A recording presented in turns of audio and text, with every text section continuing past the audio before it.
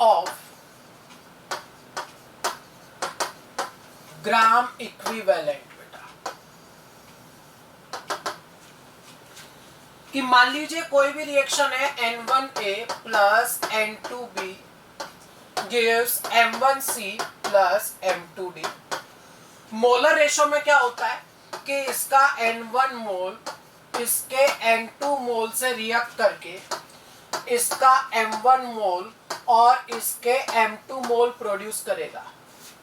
लेकिन gram equivalent के case में क्या होता है कि अगर इसका n ग्राम इक्विवेलेंट काम आया एक रिएक्टेंट का, तो दूसरे का भी n ग्राम इक्विवेलेंट ही काम आएगा, और प्रोडक्ट के बनेंगे भी ग्राम इक्विवेलेंट बेटा उसी नंबर में। n अगर काम आया a का, तो b का भी n ही काम आएगा, c का n बनेगा और d का भी n ही बनेगा। ये है ग्राम इक्विवेलेंट का नियम कि स्टोइकियोमेट्री रेशो फॉलो होता है मोल के रेस्पेक्ट में बेटा, लेकिन ग्राम इक्विवेलेंट के केस में जितना ग्राम इक्विवेलेंट एक रिएक्टेंट का काम आया दूसरे का भी उतना ही काम आएगा बेटा, और प्रोडक्ट का जो बनेगा बेटा वो भी उसी रेशो में आएगा। हाँ, लिमिटिंग रिएजेंट का ध्यान रखना ही होता है बेटा। भाई रिएक्शन कंट्रोल किसके अकॉर्डिंग होगी? लिमिटिंग रिएजेंट के अकॉर्डिंग होगी बेटा, कि वास्तव में जिसके ग्राम इक्विवेलेंट रिएक्टेंट में से कम होंगे उसके हिसाब से रिएक्शन कंप्लीट हो जाती है बेटा। अब बेटा ये समझा दिया मैंने कि भाई बराबर ग्राम इक्विवेलेंट काम आ रहे हैं। चलो इसका एक एग्जांपल देखते हैं बेटा कि बराबर ग्राम इक्विवेलेंट कैसे काम आ रहे हैं। एक छोटा सा फॉर्मूला मैं पहले बता दूं आपको बेटा कि ग्राम इक्विवेलेंट बराबर होता है बेटा weight divided by equivalent weight. Gram equivalent बराबर क्या होता है बेटा? Weight divide by equivalent weight. बेटा कुछ खास नहीं भाई, इतना सा कि जैसे मोल बराबर क्या होता है बेटा? वेट अपॉन मोलिकुलर वेट बेटा। मोल बराबर होता है वेट अपॉन मोलिकुलर वेट बेटा। उसी तरह से ग्राम इक्विवेलेंट बराबर क्या होगा? वेट अपॉन इक्विवेलेंट वेट होता है बेटा। एक चीज और बेटा आपने कई बार पढ़ी होगी बेटा, इक्विवेलेंट वेट, नहीं तो आप सुन लो बेटा, इक्विवेलेंट वेट बराबर क्या होता है बेटा? मॉलिक्यूलर वेट या मोलर मास बेटा। मॉलिक्यूलर वेट या मैं बेटा ये भी लिख सकता हूं इसमें मोलर मास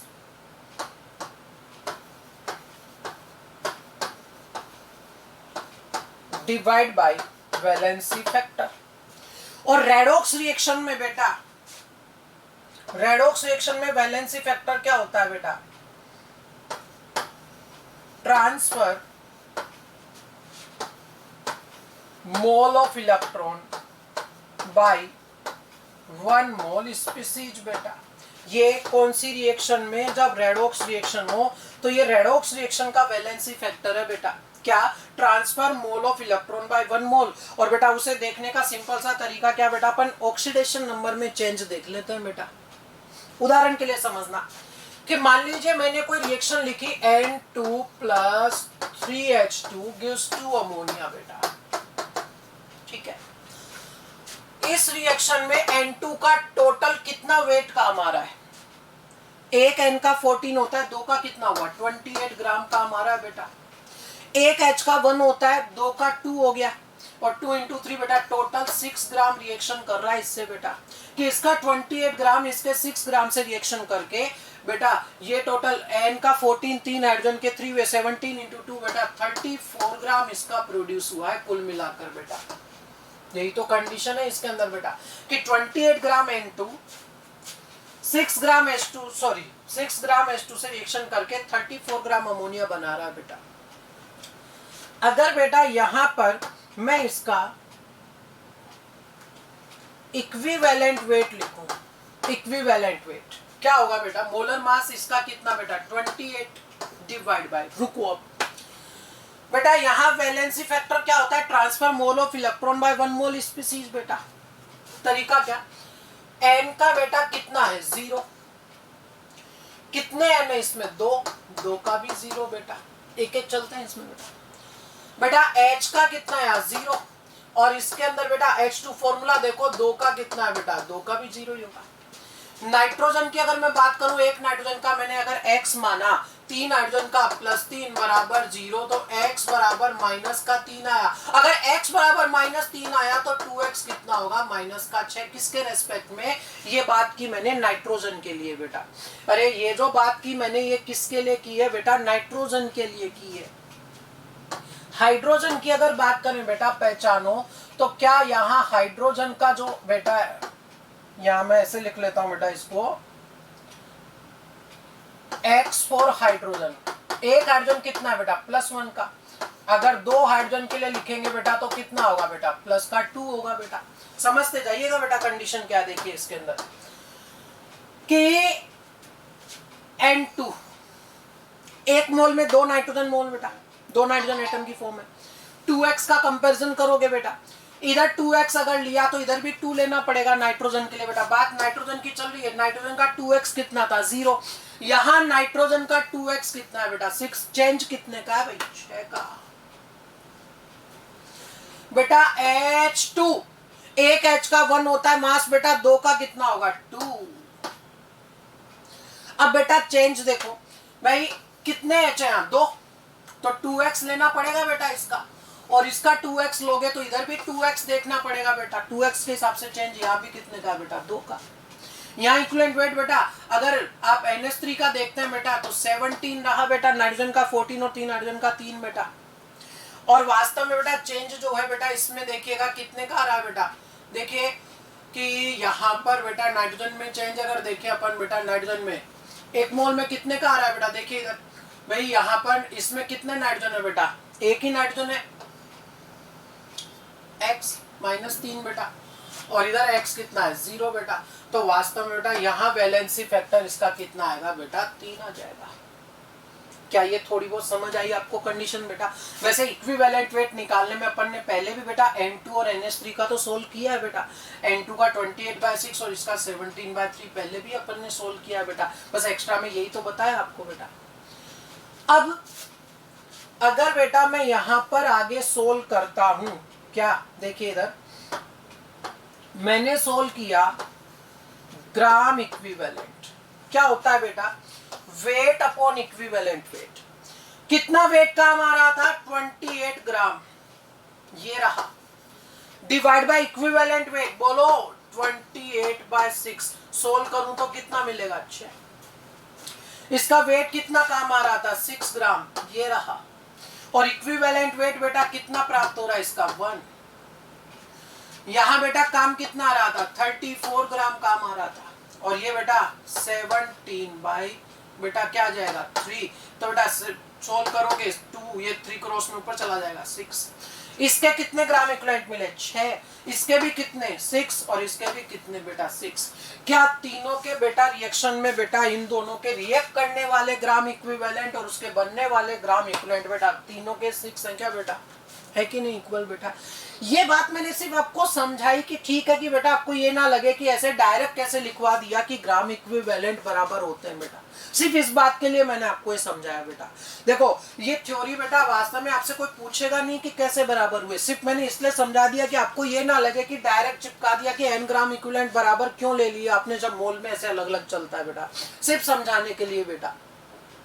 अदरवाइज बेटा सिंपल सी लाइन ध्यान रखनी है क्या कि एक रिएक्शन में पार्टिसिपेट करने वाले रिएक्टेंट्स के ग्राम इक्विवेलेंट और प्रोडक्ट्स के बनने वाले ग्राम इक्विवेलेंट जो हैं वो क्या होता है बेटा इक्वल होते हैं, कि एक रिएक्टेंट का जितना ग्राम इक्विवेलेंट काम आएगा दूसरे का भी उतना ही काम आएगा, और प्रोडक्ट का बनेगा भी उतना ही ग्राम इक्विवेलेंट बेटा। सिंपल सी लाइन ध्यान भी रख सकते हो आप बेटा कि एक रिएक्शन में पार्टिसिपेट करने वाले और बनने वाले रिएक्टेंट्स बेटा और बनने वाले प्रोडक्ट्स के ग्राम इक्विवेलेंट बेटा क्या होते हैं इक्वल होते हैं।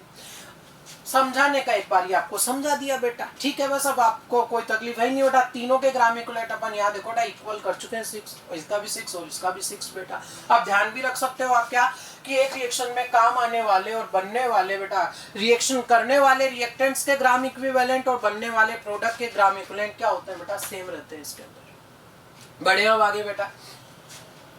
अब बेटा इसका न्यूमेरिकल अपन करें उसके लिए बेटा कुछ ग्राम इक्विवेलेंट की छोटी छोटी बातें जो आपको पता होनी चाहिए बेटा, वो क्या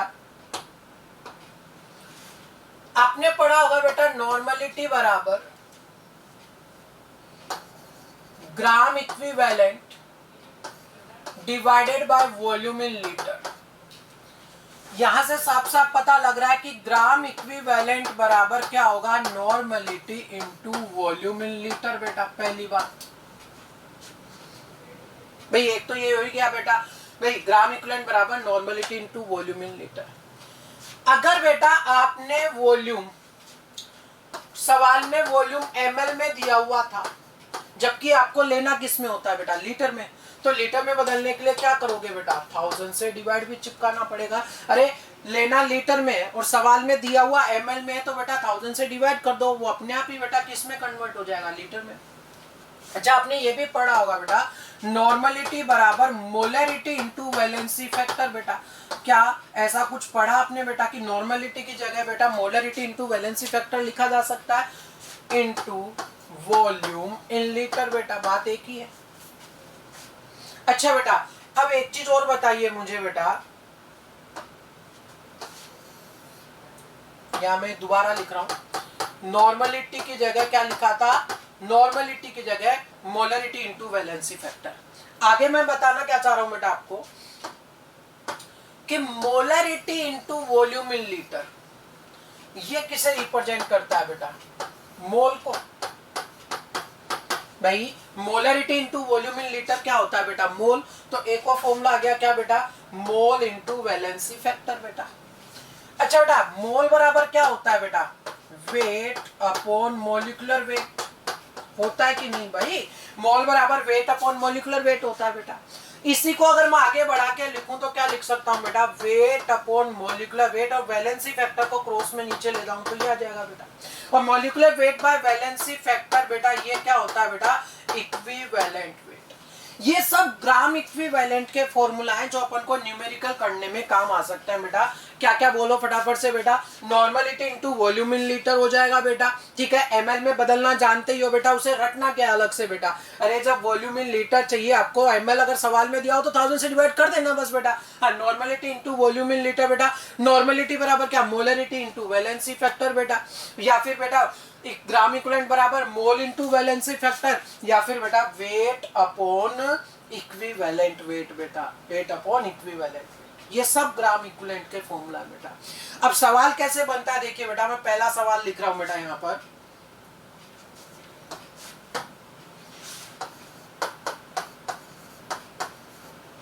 calculate required weight of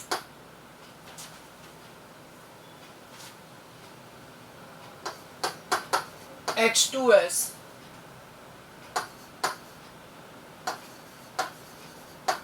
to reduce 500 ml, 5 molar potassium पर मैग्नेट। KMnO4 क्या है भाई, पोटेशियम पर मैग्नेट, ठीक है बेटा। Calculate required weight of H2S to reduce 500 ml 5 molar potassium पर मैग्नेट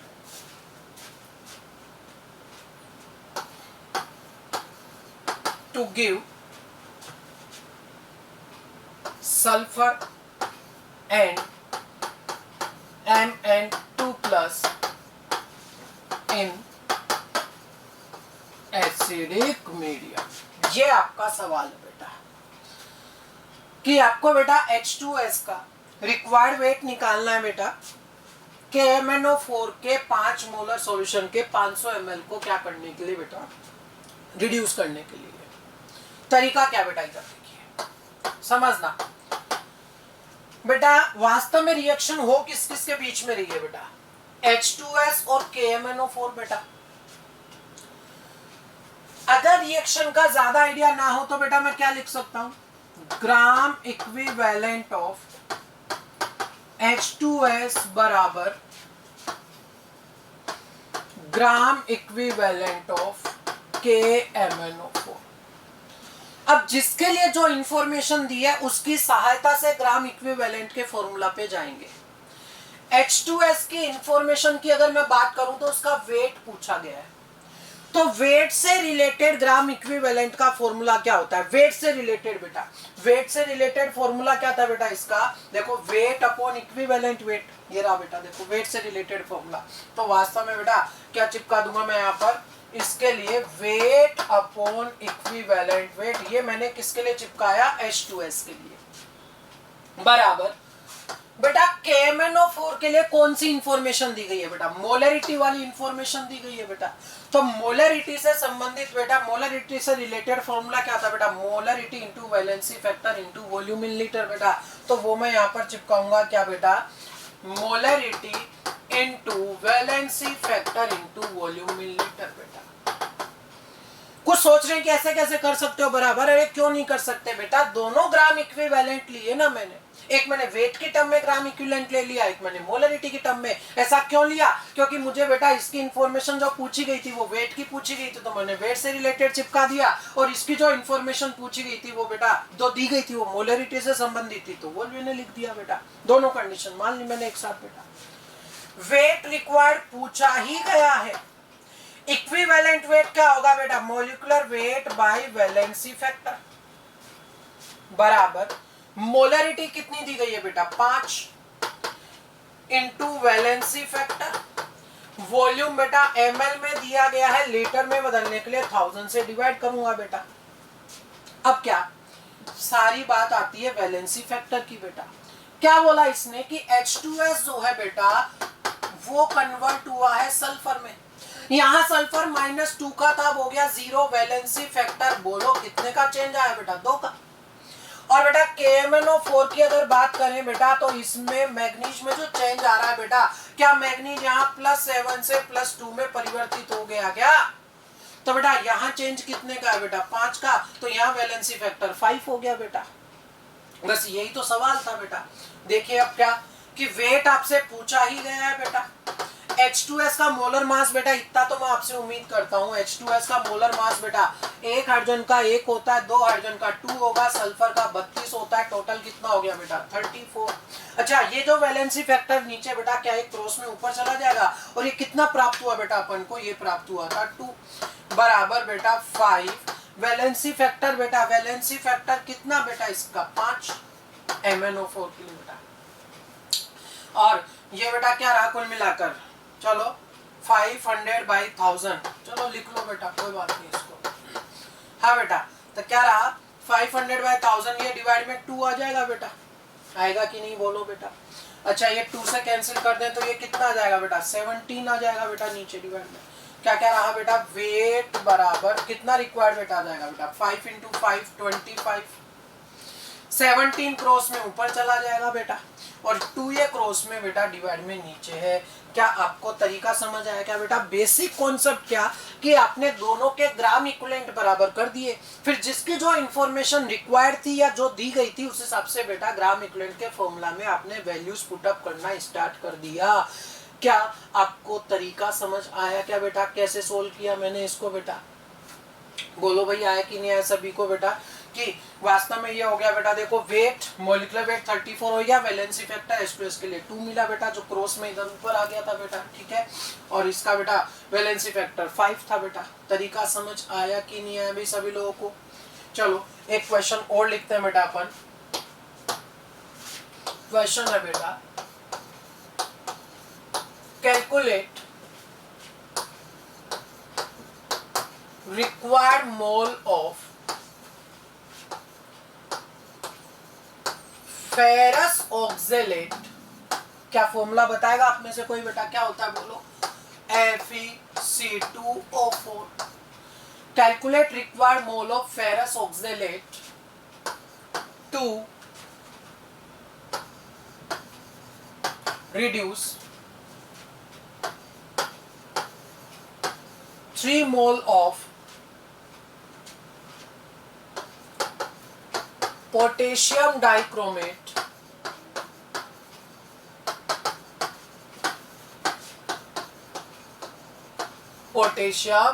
dichromate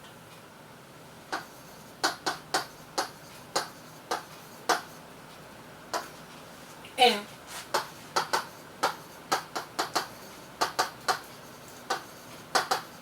एसिडिक मीडियम बेटा। दो तरह से सोल्व हो सकता है बेटा। पहला तरीका बेटा जो अभी आपको सिखाया वही मैं वापस बता दूं, पोटेशियम डाइक्रोमेट है और फेरस ऑक्जेलेट है, दोनों के ग्राम इक्विवेलेंट बराबर कर ही सकते हो।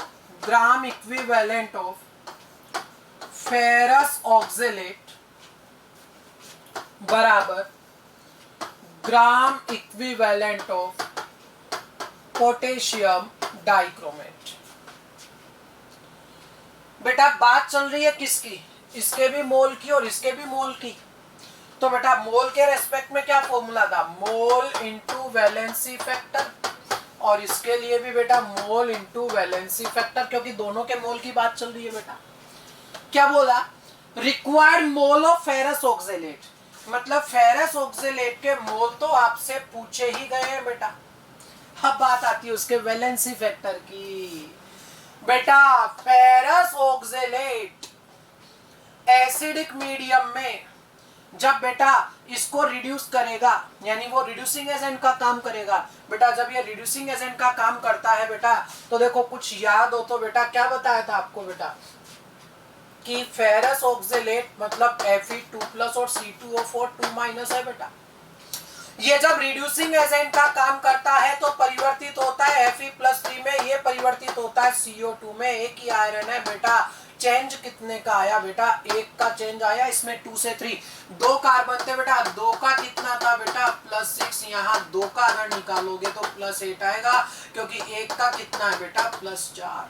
दो से कंपेयर हो रहा है तो इसका भी 2 इसका भी 2 लेना पड़ेगा, दो का चेंज आया। अरे टोटल चेंज कितने का आ गया बेटा 3 का, क्योंकि ये भी ऑक्सीडेशन हो रहा है इसका भी ऑक्सीडेशन हो रहा है बेटा। टोटल चेंज 3 का, इसका पूरे का वैलेंसी फैक्टर कितना है बेटा 3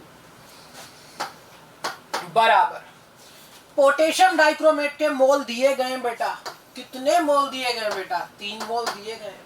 फिर उसका वैलेंसी फैक्टर के बारे में विचार करो, K2Cr2O7, इसका मतलब ये बेटा कि इसके अंदर है K+ और Cr2O7 2-। अब ध्यान दे बेटा बात इस पे कि बेटा अगर K2Cr2O7 है, अगर बेटा K2Cr2O7 है तो बेटा इसमें से Cr2O7 2- जो है ये रिएक्शन करने में पार्टिसिपेट कर रहा होता है बेटा, और जब ये ऑक्सीडाइजिंग एजेंट का काम करता है बेटा तो ये कन्वर्ट किस में होता है Cr+3 में बेटा, +3 में कन्वर्ट होता है बेटा।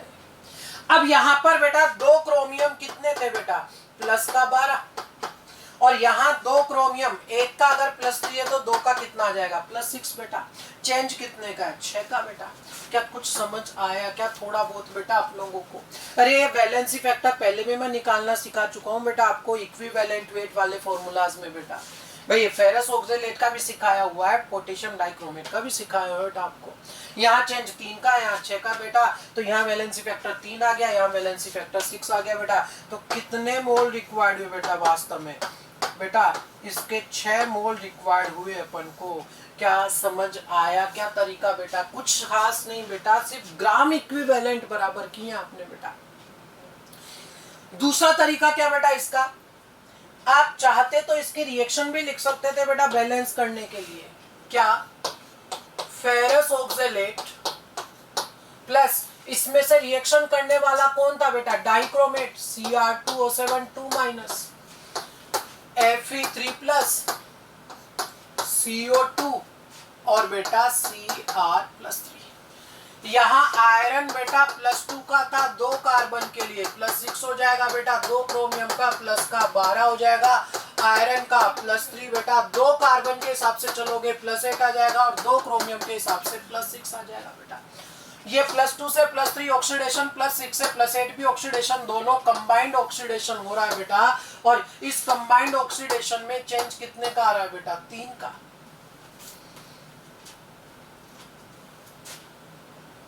यहां क्या हो रहा है बेटा रिडक्शन, ये ऑक्सीडेशन था, रिडक्शन हो रहा है, कितने का चेंज बेटा 6 का।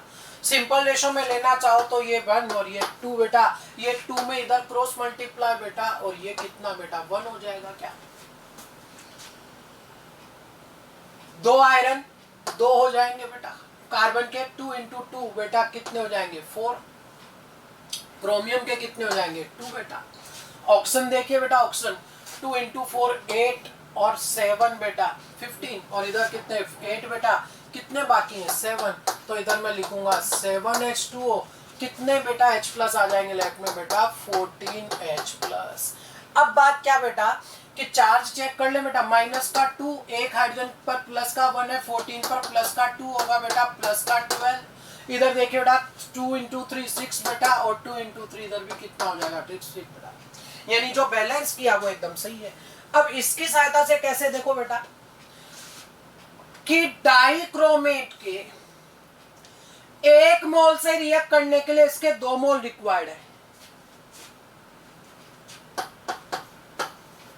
To react with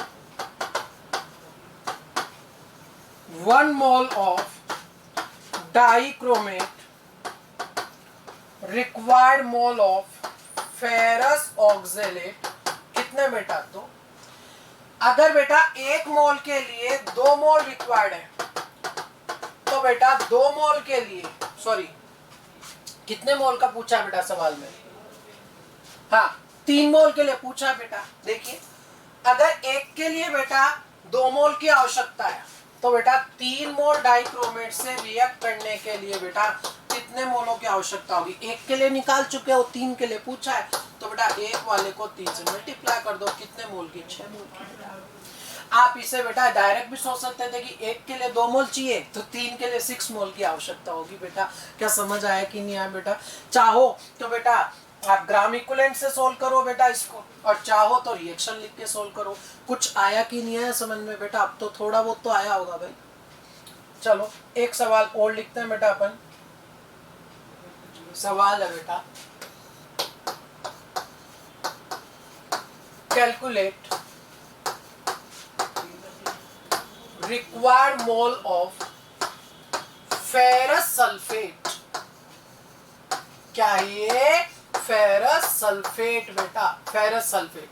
calculate required mole of ferrous sulphate to reduce 1 mole of या 2 मोल, चलो to reduce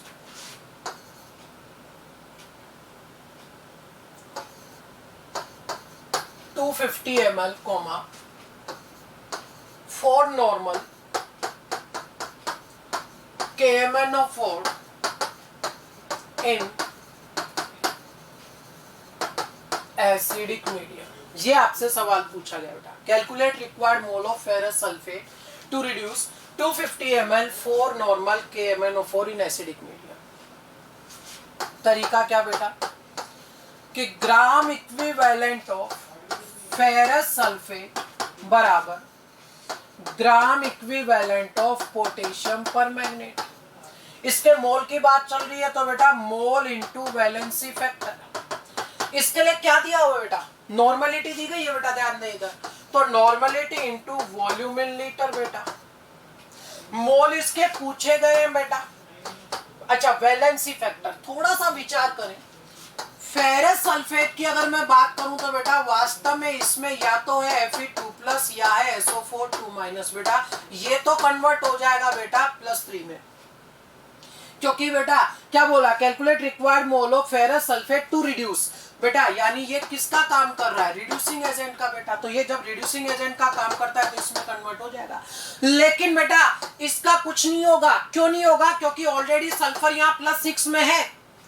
sulphur already +6 state में है, जो सल्फर की मैक्सिमम पॉसिबल स्टेट है, वो अब इलेक्ट्रॉन देने की स्थिति में नहीं है। तो सल्फेट का यहाँ कोई चेंज नहीं आएगा, सिर्फ इसी में चेंज आएगा बेटा। जरूरी नहीं है कि दोनों में चेंज आए, सिर्फ एक में भी चेंज आ सकता है। जैसे फेरस ऑक्जेलेट में बेटा, ऑक्जेलेट में कार्बन अपनी मैक्सिमम स्टेट +4 में नहीं था, +3 में था बेटा, तो उसने बेटा इलेक्ट्रॉन दिए, कोई दिक्कत नहीं है। लेकिन यहाँ सल्फर अपनी मैक्सिमम में है बेटा, ये इलेक्ट्रॉन देने की स्थिति में नहीं है, ये इलेक्ट्रॉन नहीं देगा बेटा, सिर्फ यही देगा बेटा। तो यहाँ पर बेटा इसमें सल्फर वाले में तो सल्फेट में तो कोई चेंज आएगा नहीं, सिर्फ यही चेंज आएगा। तो वास्तव में कितने का परिवर्तन आया, एक का बेटा +2 से +3, तो वैलेंसी फैक्टर सिर्फ 1 आएगा। अच्छा बेटा नॉर्मलिटी 4 दी गई है बेटा, और वॉल्यूम ml में 250 है, लीटर में बदलने के लिए 1000 से डिवाइड करोगे बेटा। अब बात एक और बेटा, कुछ स्टूडेंट्स क्या करते हैं बेटा, जल्दीबाजी में इसका वैलेंसी फैक्टर 5 लेके मल्टीप्लाई चिपका देते हैं बेटा कि एसिडिक में Mn2+ बदलेगा। अरे भाई वो तब आता जब आपको बेटा मोलरिटी दी होती इसके फॉर्मूला में कहीं वैलेंसी फैक्टर बच रहा है क्या? अभी बचा हुआ है क्या? नहीं है ना बेटा। Normality into volume in litre, और नॉर्मलिटी दी गई है, फिर जबरदस्ती क्यों वैलेंसी फैक्टर लगा रहे हो यहाँ पर बेटा, जब वो है ही नहीं इस फॉर्मूला में बेटा। तो क्या रहा बेटा, ये बाई 4 हो जाएगा, 4 से 4 कैंसिल आउट बेटा, तो सीधा सीधा कितना मोल रिक्वायर्ड हो गया बेटा? बस 1 मोल रिक्वायर्ड हो गया। क्या आपको तरीका समझ आया बेटा? कि जब कंप्लीट रिएक्शन अगर पता ना हो कि फाइनली क्या बन रहा है, तो ग्राम इक्विवेलेंट भी बराबर करके आप आंसर अपना निकाल सकते हैं बेटा। और खास ध्यान रखने वाली बात क्या थी यहाँ पर कि फेरस इलेक्ट्रॉन देगा बेटा। देखो क्या बोला, टू रिड्यूस KMnO4, रिड्यूस कर रहा है बेटा, यानी ये रिड्यूसिंग एजेंट था। तो रिड्यूसिंग एजेंट की तरह Fe2+ जब काम करेगा तो Fe3+ में बदलेगा, लेकिन सल्फेट का सल्फर मैक्सिमम +6 में है, वो रिड्यूसिंग एजेंट का काम नहीं करेगा। तो उसका क्या होगा? कुछ नहीं होगा बेटा, वो एज इट इज इसी फॉर्म में, सल्फेट की फॉर्म में पाया जाएगा, पोटेशियम के साथ ये चिपक के रह जाता है बेटा कुल मिलाकर। क्या तरीका समझ आया? देखिए बेटा एक क्वेश्चन करना अपन को बेटा। इसमें क्वेश्चन है, in a redox reaction 6 × 10⁻³ mole of potassium dichromate completely react with 9 × 10⁻³ mole of XN+ to give Cr+3 and XO3-। यदि X की जो इलेक्ट्रोनेगेटिविटी है जो है बेटा, वो ऑक्सीजन की तुलना में क्या बताई गई है बेटा? कम बताई गई है बेटा। ऑक्सीजन के कंपैरिजन में X की इलेक्ट्रोनेगेटिविटी कम बताई गई है, तो N की वैल्यू आपको बेटा यहाँ पर बतानी है। ये जो N है ये आपको यहाँ पर बताना है कि यहाँ पर जो N की वैल्यू है क्या होगी बेटा। कुल मिला के रिएक्शन में बेटा पोटेशियम डाइक्रोमेट और XN+ के बीच में, और पोटेशियम डाइक्रोमेट में से बेटा एग्जैक्टली रिएक्शन कौन करेगा? डाइक्रोमेट आयन करेगा बेटा। क्या लिखूंगा बेटा मैं यहाँ पर? ग्राम इक्विवेलेंट ऑफ डाइक्रोमेट बराबर ग्राम इक्विवेलेंट ऑफ XN+ बेटा। अब बेटा देखो यहाँ पर डाइक्रोमेट के भी मोल दिए गए और इसके भी मोल दिए गए बेटा, और मोल के टर्म्स में ग्राम इक्विवेलेंट का फॉर्मूला क्या होता है बेटा? मोल इंटू वैलेंसी फैक्टर, और इधर भी क्या आ जाएगा? मोल इंटू वैलेंसी फैक्टर बेटा। डाइक्रोमेट के मोल आपको कितने दिए गए बेटा? 6 × 10⁻³ मोल आपको गिवन है बेटा। और वैलेंसी फैक्टर के बारे में अभी देखते हैं बेटा, करते हैं विचार अपन की क्या है। मुझे बताइए क्या XN+ के भी मोल दिए गए कितने बेटा? 9 × 10⁻³ और उसका वैलेंसी फैक्टर भी देखते हैं बेटा। क्या बोला इसने कि डाइक्रोमेट जो है बेटा एग्जैक्टली Cr2O72- जो है बेटा वो कन्वर्ट हुआ है +3 क्रोमियम +3 में बेटा, क्वेश्चन में कहा गया है ये। और इसके पर मोल के हिसाब से देखा जाए तो 2x है बेटा यहाँ पर, ये आपको दोनों क्रोमियम के लिए मिला होगा प्लस का 12 बेटा। एक क्रोमियम का यदि +3 है बेटा तो 2 क्रोमियम का कितना हो जाएगा बेटा? +6। तो परमोल डाइक्रोमेट के हिसाब से परिवर्तन चेंज कितने का हुआ बेटा? 6 का चेंज हुआ क्या बेटा? भाई 2 क्रोमियम के हिसाब से बेटा इसमें चेंज कितने का हुआ? 6 का। तो यहाँ पर जो ये वैलेंसी फैक्टर था बेटा डाइक्रोमेट के लिए, ये कितना आ जाएगा बेटा? ये वैलेंसी फैक्टर आ जाएगा 6 यहाँ पर बेटा। क्या कंडीशन समझ आई बेटा? क्या होगा? 10⁻³ से 10⁻³ कैंसिल आउट होगा बेटा। वैलेंसी फैक्टर कुल मिलाकर आपको कितना प्राप्त हुआ बेटा? वैलेंसी फैक्टर 6 36 बेटा 9 से डिवाइड होगा, कितना मिल जाएगा? 4 मिलेगा। कुल मिलाकर आपको XN+ का वैलेंसी फैक्टर कितना मिला बेटा? 4 मिला। XN+ का वैलेंसी फैक्टर कितना मिला? आपको 4 मिल गया बेटा। कंडीशन देखते रहिए बेटा क्या कि वास्तव में चेंज हुआ क्या है।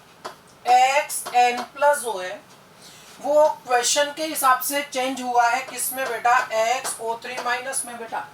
एक ही x इसके अंदर बेटा, तो यहाँ पर ये x सोल्व किया होगा। एक ऑप्शन का -2 लेते हैं, 3 का -6 लेंगे बराबर -1, तो x बराबर कितना प्राप्त हुआ बेटा? x बराबर मिला +5 बेटा। ये आपको भी x बराबर कितना मिल गया? +5 बेटा। और सवाल में अपन ऑलरेडी सॉल्व कर चुके हैं कि वैलेंसी फैक्टर जो है बेटा कितने का रहा होगा? 4 का। यानी 4 का चेंज आने के बाद में, 4 का चेंज आने के बाद में आपको ये +5 मिला बेटा।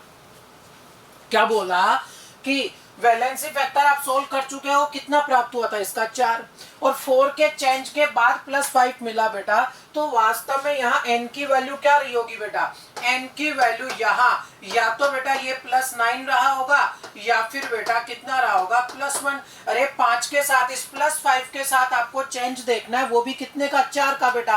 अरे 4 के चेंज होने के बाद वैलेंसी फैक्टर अगर 4 का है बेटा तो 4 के चेंज के बाद में 5 मिल रहा है बेटा। तो या तो 9 में से बेटा 4 कम कर दो तो 5 मिलेगा, या 1 में बेटा 4 ऐड कर दो तो 5 मिलेगा बेटा। अब इन दोनों में से अपना आंसर क्या रहेगा, देखो बेटा समझना बेटा। यहां पर क्रोमियम का क्या हुआ है बेटा, रिडक्शन। भाई +12 से +6 दो के हिसाब से अगर देखे तो बेटा वास्तव में क्रोमियम का अगर रिडक्शन हुआ है तो सवाल में कहा गया है बेटा कि एक रेडॉक्स रिएक्शन है, मतलब अगर एक का रिडक्शन हुआ तो दूसरे का क्या होगा बेटा, ऑक्सीडेशन। यानी वास्तव में आपको इसमें बेटा प्रोसेस में इसका क्या करवाना था, ऑक्सीडेशन करवाना था बेटा वास्तव में इसका। अब ऑक्सीडेशन करवाते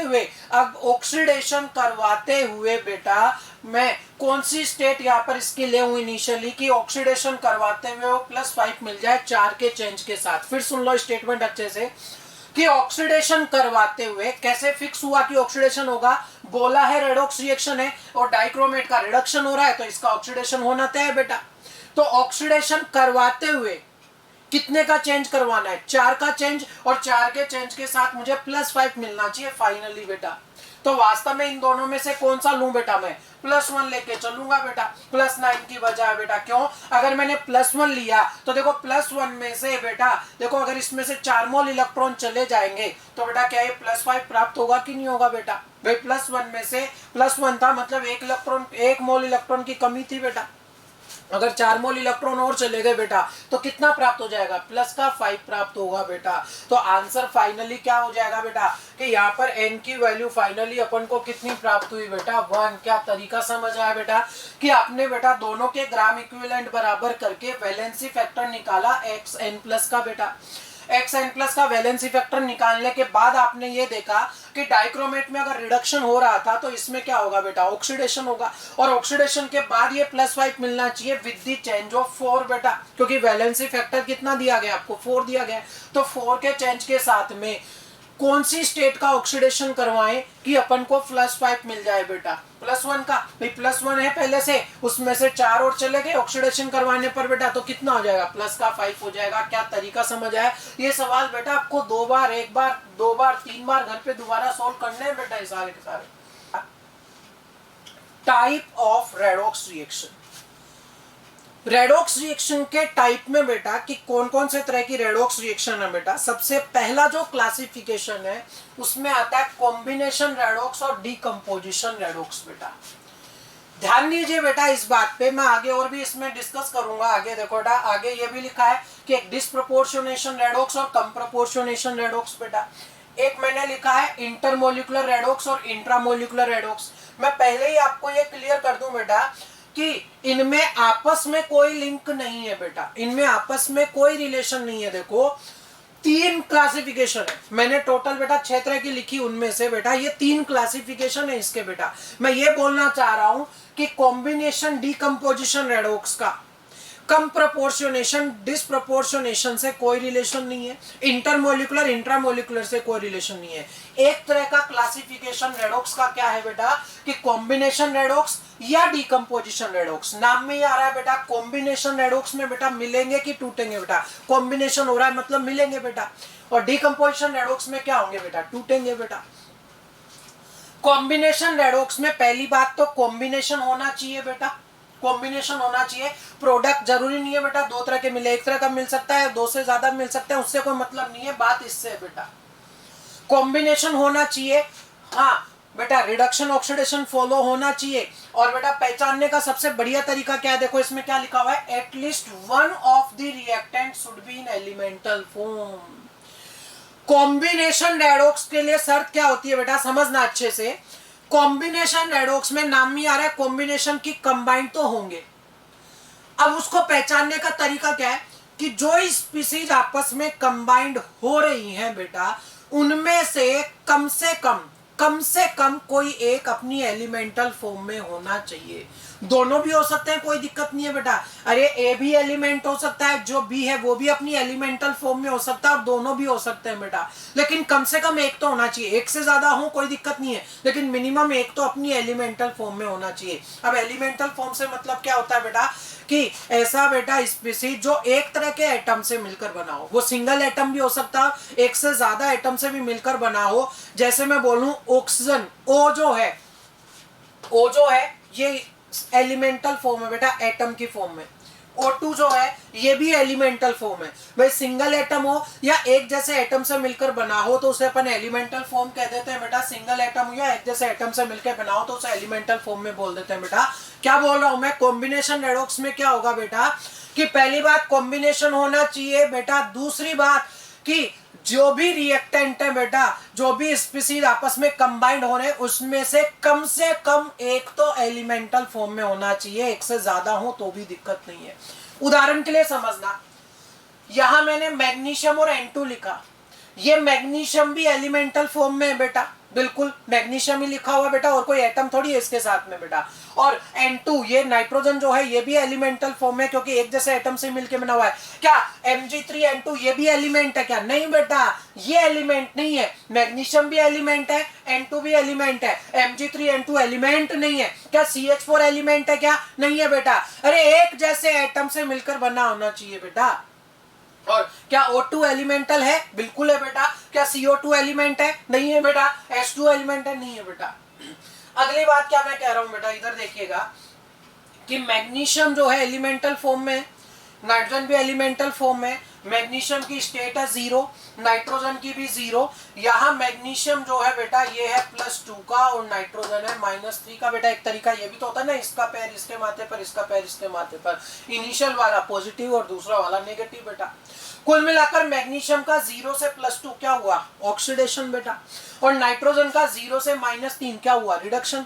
तो देखो बेटा ऑक्सीडेशन रिडक्शन भी हो रहा है, और बेटा जो कंबाइंड हो रहे हैं वो तो दोनों ही एलिमेंटल फॉर्म में आ गए। तो क्या ये कॉम्बिनेशन रेडॉक्स का उदाहरण हुआ क्या बेटा? बिल्कुल हुआ। और देखिए इधर कि क्या O2 यहाँ एलिमेंटल फॉर्म में है? बिल्कुल है बेटा। अच्छा, कार्बन की यहाँ पर ऑक्सीडेशन स्टेट -4 है बेटा। एक हाइड्रोजन की कितनी है बेटा? +1। ऑक्सीजन की 0 है यहाँ पर। यहाँ कार्बन जो है बेटा वो कितना है बेटा? +4 बेटा। ऑक्सीजन यहाँ -2 है, हाइड्रोजन बेटा +1 है और ऑक्सीजन -2 है बेटा।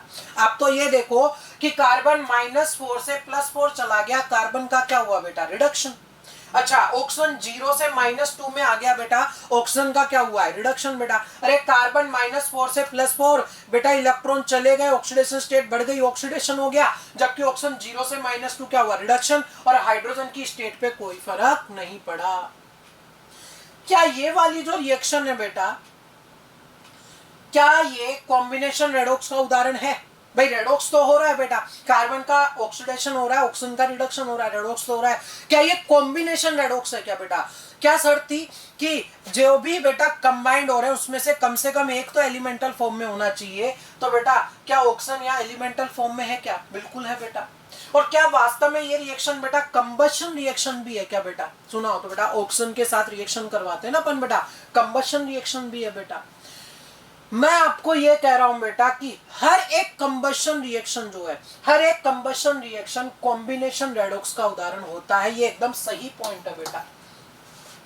All combination, all combustion reactions जो है बेटा, वो सब की सब कॉम्बिनेशन रेडॉक्स का उदाहरण है। उसका कारण भी है बेटा, रटो मत।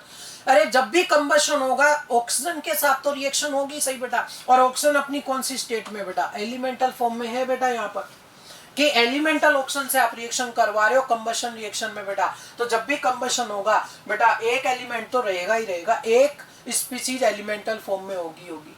समझ आया क्या? कॉम्बिनेशन रेडॉक्स में बेटा कंबाइंड होने चाहिए, और जो कंबाइंड हो रहे हैं उसमें से कम कोई एक अपनी एलिमेंटल फॉर्म में होना चाहिए।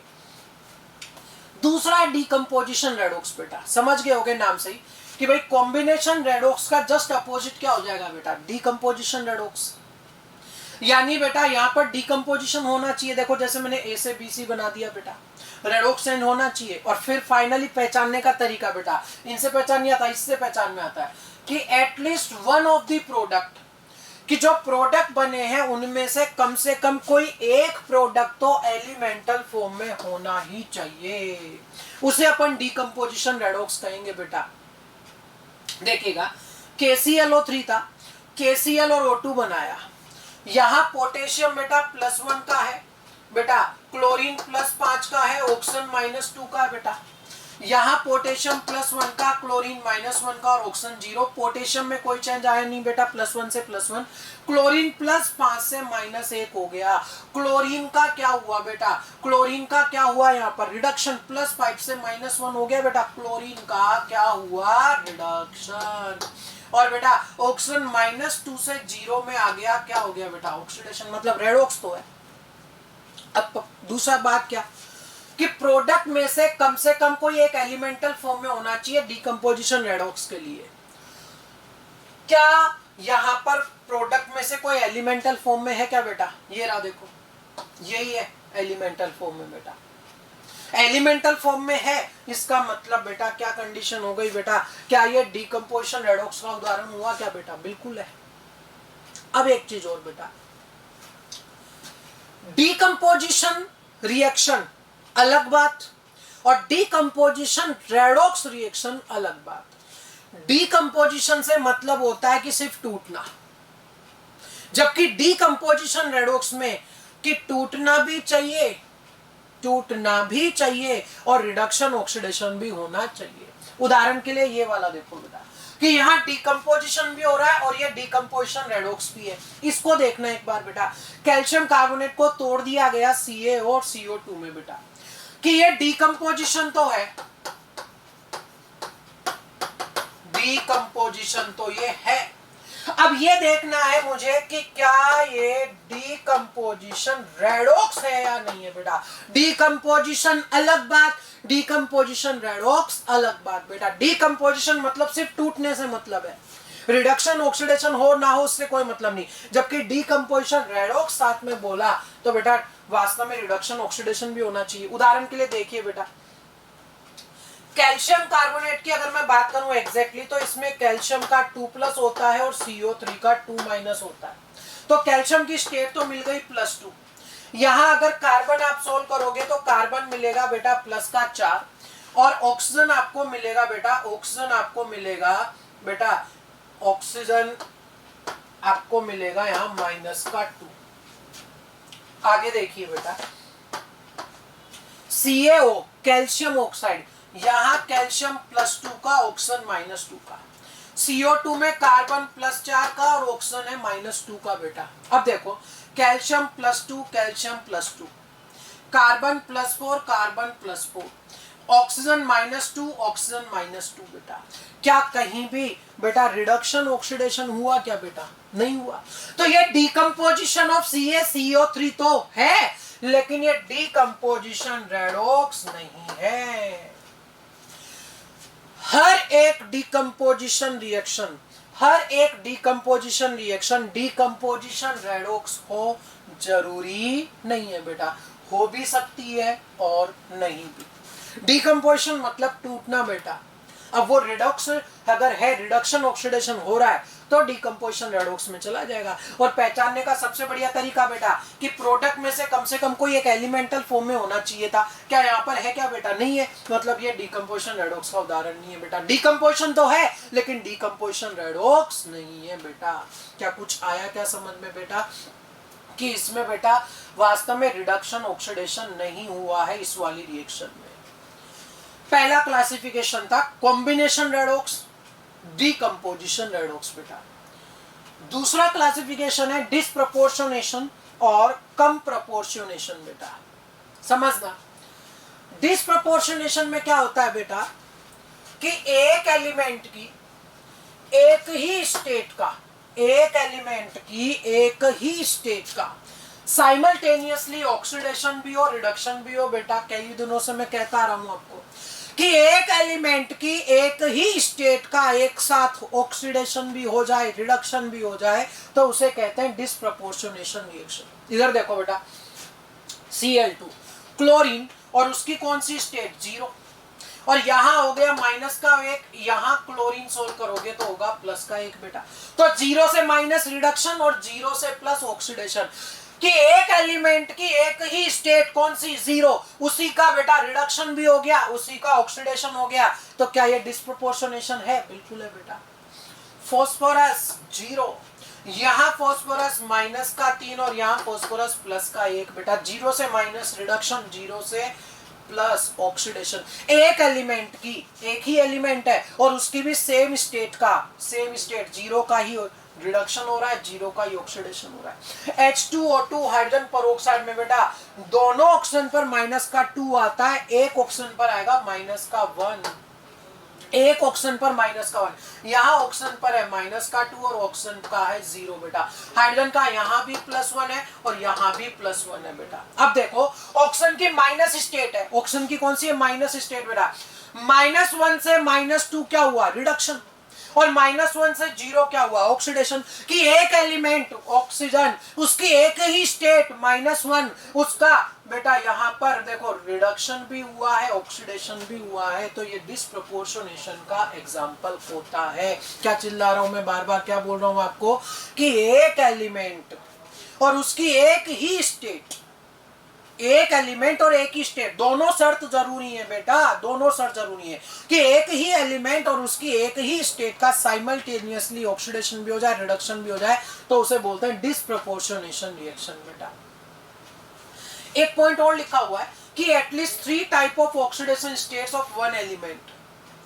क्या बोला है कि जब भी डिस्प्रोपोर्शनेशन रिएक्शन होगी तो एक एलिमेंट की कम से कम 3 तरह की स्टेट प्राप्त होंगी बेटा, और होनी भी चाहिए, रटो मत सोचो।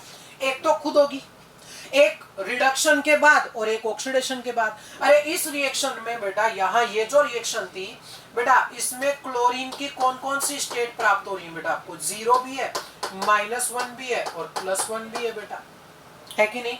यहाँ बेटा इसमें फास्फोरस की कौन कौन सी प्राप्त हो रही है बेटा? 0 भी है, -3 भी है और बेटा +1 भी है बेटा। कि इनका जो रिएक्शन मिक्सचर है, at least 3 type of oxidation state of one element in reaction mixture, कि जो रिएक्शन का मिक्सचर प्राप्त होगा बेटा, उस रिएक्शन मिक्सचर में बेटा एक एलिमेंट की कम से कम 3 तरह की स्टेट प्राप्त होंगी जब भी डिस्प्रोपोर्शनेशन रिएक्शन होगी। होनी भी चाहिए, रटो मत सोचो। एक तो खुद, एक ऑक्सीडेशन के बाद और एक रिडक्शन के बाद बेटा, हो गई ना 3 स्टेट बेटा। तो डिस्प्रोपोर्शनेशन क्या? एक ही एलिमेंट, उसकी एक ही स्टेट, उसी का ऑक्सीडेशन, उसी का रिडक्शन। कम प्रोपोर्शनेशन बेटा, नाम देखो डिस्प्रोपोर्शनेशन बेटा, कि वास्तव में एक से एक का ही ऑक्सीडेशन रिडक्शन हुआ। कम प्रोपोर्शनेशन में क्या होगा कि बेटा 2 से 1 मिलेगा, एक तरह से मैं कहूं तो बेटा बिल्कुल बेटा रिवर्स ऑफ डिस्प्रोपोर्शनेशन होता है। एग्जांपल से और अच्छे समझ में आएगा। मैग्नीज यहाँ +7 है, ये +2 है, ये +4 है, कि एक ही एलिमेंट अगर मैं डिस्प्रोपोर्शनेशन सोचता तो एक ही एलिमेंट की एक ही स्टेट का रिडक्शन भी और ऑक्सीडेशन भी। अगर मैं इनवर्स चलूं, देखो अगर मैं इनवर्स चलूं, एक एलिमेंट की सेम स्टेट कौन सी? +4 से +2 रिडक्शन और +4 से +7 क्या बेटा? क्या? ऑक्सीडेशन। ये तो होता है डिस्प्रोपोर्शनेशन। अभी मैं चर्चा किसकी कर रहा हूं बेटा? कम प्रोपोर्शनेशन की। तो कम प्रोपोर्शनेशन में क्या होगा बेटा? उसका इन्वर्स करना है ना डिस्प्रोपोर्शनेशन का। तो देखो वहां बेटा एक एलिमेंट की एक ही स्टेट से 2 मिले थे, और यहां बेटा एक ही एलिमेंट की 2 अलग अलग स्टेट से एक ही प्राप्त हो रहा है। वहां मिले थे बेटा डिस्प्रोपोर्शनेशन में मिले थे एक एलिमेंट की एक स्टेट से 2, और यहां मिल रहा है 2 से 1। यहां था 1 से 2 और यहां क्या बेटा? 2 से 1। यहां क्या थे बेटा? 1 से 2 विद रिडक्शन एंड ऑक्सीडेशन, और यहां बेटा 2 से 1 विद रिडक्शन एंड ऑक्सीडेशन बेटा। क्या यहां क्या ये रिडक्शन हो रहा है क्या बेटा? बोलो +7 से +4। और +2 से +4 क्या हो रहा है बेटा, ऑक्सीडेशन बेटा, कि ऑक्सीडेशन भी हुआ, रिडक्शन भी हुआ, एलिमेंट भी सेम है, और एक ही एलिमेंट की दो अलग अलग स्टेट से फाइनली आपको बेटा उसकी सिंगल स्टेट प्राप्त हो रही है। यहाँ सिंगल स्टेट से दो अलग स्टेट प्राप्त हुई थी विद रिडक्शन ऑक्सीडेशन, और यहाँ बेटा 2 से 1 प्राप्त हो रही है विद रिडक्शन ऑक्सीडेशन। साथ में ये वर्ड जरूरी है कि रिडक्शन, एक का रिडक्शन होना चाहिए, एक का ऑक्सीडेशन होना चाहिए। ये शर्त दोनों में लागू होगी बेटा कि रिडक्शन ऑक्सीडेशन होना चाहिए, रिडक्शन ऑक्सीडेशन इसमें भी होना चाहिए, रिडक्शन ऑक्सीडेशन इसमें भी होना चाहिए, और इसमें बेटा 1 से 2 मिल रहे हैं और इसमें 2 से 1 मिल रहा है बेटा। डिस्प्रपोर्शनेशन में 1 से 2 और इसमें 2 से 1। क्या लिख सकता हूं बेटा, 1 से 2, लेकिन साथ में रिडक्शन प्लस ऑक्सीडेशन भी होना चाहिए। और यहां क्या है बेटा, 2 से 1, लेकिन फिर वही बेटा साथ में क्या होना चाहिए, रिडक्शन भी और ऑक्सीडेशन भी बेटा। ये शर्त साथ में जरूरी है। इससे पहले जो अपन ने पढ़ा कॉम्बिनेशन और डिकम्पोजिशन बेटा, उन दोनों का इन दोनों से कोई लिंक नहीं है बेटा, कोई भी आपस में रिलेशन नहीं है, ये अलग क्लासिफिकेशन है। अब नेक्स्ट जो मैं बता रहा हूं वो और अलग क्लासिफिकेशन है बेटा, कि कॉम्बिनेशन डिकम्पोजिशन का, कंप्रपोर्शनेशन डिस्प्रपोर्शनेशन का, और इंटर और इंट्रा का आपस में कोई लिंक नहीं है। या तो कॉम्बिनेशन या डिकम्पोजिशन, या कंप्रपोर्शनेशन या डिस्प्रपोर्शनेशन, या फिर इंटर या इंट्रा बेटा, आपस में इनका कोई भी लिंक नहीं है, कोई भी रिलेशन नहीं है बेटा। तीनों अलग अलग क्लासिफिकेशन। क्या लिखा हो देखो, इंटरमोलिकुलर, रटो मत सोचो, इंटरमोलिकुलर बेटा। इंटर वर्ड कब आता है बेटा, जब दो अलग अलग स्पीसीज हो। जैसे इंटरनेशनल अपन कब बोलते हैं, कि दो नेशंस के बीच में अगर बेटा कंपटीशन हो रहा है तो इंटरनेशनल बोल देते हैं अपन बेटा, बोलते हैं कि नहीं बोलते हैं? यानी दो अलग अलग मॉलिक्यूल हैं, उनमें से एक मॉलिक्यूल का ऑक्सीडेशन हो जाए और एक का रिडक्शन हो जाए। कि भाई यहाँ ये MnO4 माइनस था, एक मॉलिक्यूल बेटा इसमें रिडक्शन हो गया, और बेटा आयरन का क्या हो गया बेटा, ऑक्सीडेशन, ये हो गया रिडक्शन बेटा, और ये क्या हो गया बेटा, ऑक्सीडेशन। कि दो अलग अलग मॉलिक्यूल थे बेटा, बिल्कुल अलग अलग मॉलिक्यूल थे, एक मॉलिक्यूल का रिडक्शन हो गया, एक मॉलिक्यूल का ऑक्सीडेशन हो गया, तो उसे अपन बोल देंगे इंटरमोलिकुलर रेडॉक्स। जबकि इंट्रामोलिकुलर, इंट्रामोलिकुलर का मतलब बेटा विद इन मॉलिक्यूल, एक ही मॉलिक्यूल के अंदर काम होना चाहिए, कि एक ही मॉलिक्यूल में दो अलग अलग एटम बेटा, एक एटम का क्या होगा बेटा, ऑक्सीडेशन, और दूसरे एटम का क्या होगा बेटा, रिडक्शन। देखिए इधर बेटा, क्लोरीन बेटा +5, potassium +1, oxygen -2, chlorine +1, sorry potassium +1, chlorine -1 और ये 0। पोटेशियम में तो कोई फर्क नहीं पड़ा, +1 से +1, क्लोरीन +5 से -1, क्या हुआ बेटा, रिडक्शन। और ऑक्सीजन बेटा -2 से 0, क्या हुआ बेटा, ऑक्सीडेशन। कि एक ही मॉलिक्यूल था, एक ही मॉलिक्यूल, या एक जैसा भी चलेगा बेटा, एक ही मॉलिक्यूल था, उसमें अलग अलग एटम का, सेम एटम का नहीं बेटा। अगर एटम भी सेम हो गया तो फिर बात बदल जाएगी बेटा, फिर तो अपन को कहां जाना पड़ेगा, डिस्प्रोपोर्शनेशन पे जाना पड़ेगा। यहाँ एटम देना बेटा अलग है। देखो कि वास्तव में बेटा क्लोरीन +5 का था, ऑक्सीजन -2 का था, क्लोरीन का रिडक्शन हुआ, ऑक्सीजन का ऑक्सीडेशन हुआ, तो मैं इसे इंट्रामोलिकुलर रेडॉक्स कहूंगा, कि विद इन मॉलिक्यूल दो अलग एटम का ऑक्सीडेशन रिडक्शन हो रहा है बेटा। एक और बात, अगर आप अच्छे से थोड़ा पढ़ रहे हो बेटा, तो थोड़ी देर पहले मैंने एक डिस्कस किया था, क्या बेटा डिस्कस किया था मैंने, डीकंपोजिशन रेडॉक्स। देखो इधर, क्या डीकंपोजिशन रेडॉक्स में भी ये उदाहरण है क्या बेटा, देखो ये रहा, वही है बेटा ये, और इसमें भी है वो उदाहरण बेटा। मैं आपको बार बार यही तो कह रहा हूं बेटा, क्या कि कॉम्बिनेशन और डीकंपोजिशन का इंटर और इंट्रा के साथ कोई रिलेशन नहीं है। मतलब ये कि ये वाली रिएक्शन इंट्रामोलिकुलर रेडॉक्स भी है और डीकंपोजिशन रेडॉक्स भी है बेटा, दोनों कंडीशन इसमें फॉलो हो रही है बेटा। ये इंट्रामोलिकुलर रेडॉक्स भी है और डीकंपोजिशन रेडॉक्स भी है, दोनों ये जाएंगे बेटा। अगर बोथ ऑप्शन में आता है तो बोथ चला जाएगा, दोनों में बेटा, इंट्रा का इंटर का और कॉम्बिनेशन डिकम्पोजिशन का आपस में कोई रिलेशन नहीं है बेटा। इंटर इंट्रा अलग क्लासिफिकेशन है, डिस्प्रोपोर्शनेशन कंप्रोपोर्शनेशन अलग क्लासिफिकेशन है, और कॉम्बिनेशन डिकम्पोजिशन अलग क्लासिफिकेशन है। इन तीनों का आपस में कोई रिलेशन नहीं है बेटा। जैसे ये वाली जो रिएक्शन है बेटा, ये वाली जो रिएक्शन है ये इंट्रामोलिकुलर रेडॉक्स भी है और बेटा साथ में डिकम्पोजिशन रेडॉक्स भी है। दोनों की शर्त अलग है, दोनों को देखने का तरीका अलग है। डिकम्पोजिशन रेडॉक्स में तरीका क्या था कि प्रोडक्ट में से बेटा रिडक्शन ऑक्सीडेशन होना चाहिए और प्रोडक्ट में से कोई एक एलिमेंटल फॉर्म में होना चाहिए, वो प्राप्त हो रहा है बेटा। और बेटा इंट्रामोलिकुलर रेडॉक्स का तरीका क्या है बेटा कि एक ही मॉलिक्यूल में एक जैसे मॉलिक्यूल एक जैसा चल सकता है बेटा, एक ही मॉलिक्यूल या एक जैसे मॉलिक्यूल में बेटा दो अलग अलग एटम का ऑक्सीडेशन रिडक्शन अगर हो रहा है तो उसे बेटा इंट्रामोलिकुलर रेडॉक्स में कंसीडर कर दिया जाता है। क्या थोड़ा बहुत आपको समझ आया बेटा? नेक्स्ट यहां लिखा हुआ है डिस्प्लेसमेंट रिएक्शन बेटा, metal displacement non metal displacement. Actually बेटा ये वाला जो टॉपिक है ये डिटेल में डिस्कस किया जाता है, चैप्टर है बेटा electrochemistry.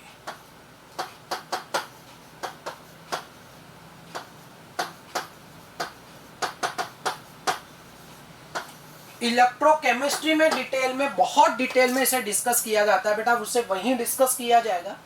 Displacement reaction, metal displacement और नॉन मेटल डिस्प्लेसमेंट, मैं ये कह रहा हूं आपको कि बेटा ये पूरा डिटेल में डिस्कस किया जाता है इलेक्ट्रोकेमिस्ट्री में बेटा। अभी अपन उसको रेडॉक्स में डिस्कस नहीं करेंगे बेटा, ये इलेक्ट्रोकेमिस्ट्री में ही डिस्कस किया जाएगा। कंप्लीट डिटेल में डिस्कस होता है बेटा वहां पर, क्योंकि ये चीज बेटा वहां भी आती है यहाँ भी आती है, तो एक चीज को बेटा 10 जगह पढ़ने से कोई फायदा नहीं। एग्जैक्टली ये डिस्प्लेसमेंट रिएक्शन बेटा, metal displacement non metal displacement दोनों ही कौन से चैप्टर में डिस्कस होंगे बेटा? इलेक्ट्रोकेमिस्ट्री वाले चैप्टर में डिस्कस होते हैं बेटा। अभी अपन ने 7 में से 6 पढ़ लिए बेटा। कौन कौन सा? कॉम्बिनेशन, डिकम्पोजिशन, कॉम्बिनेशन में मिलने चाहिए बेटा, और जो मिल रहे उसमें से कोई एक एलिमेंटल होना चाहिए।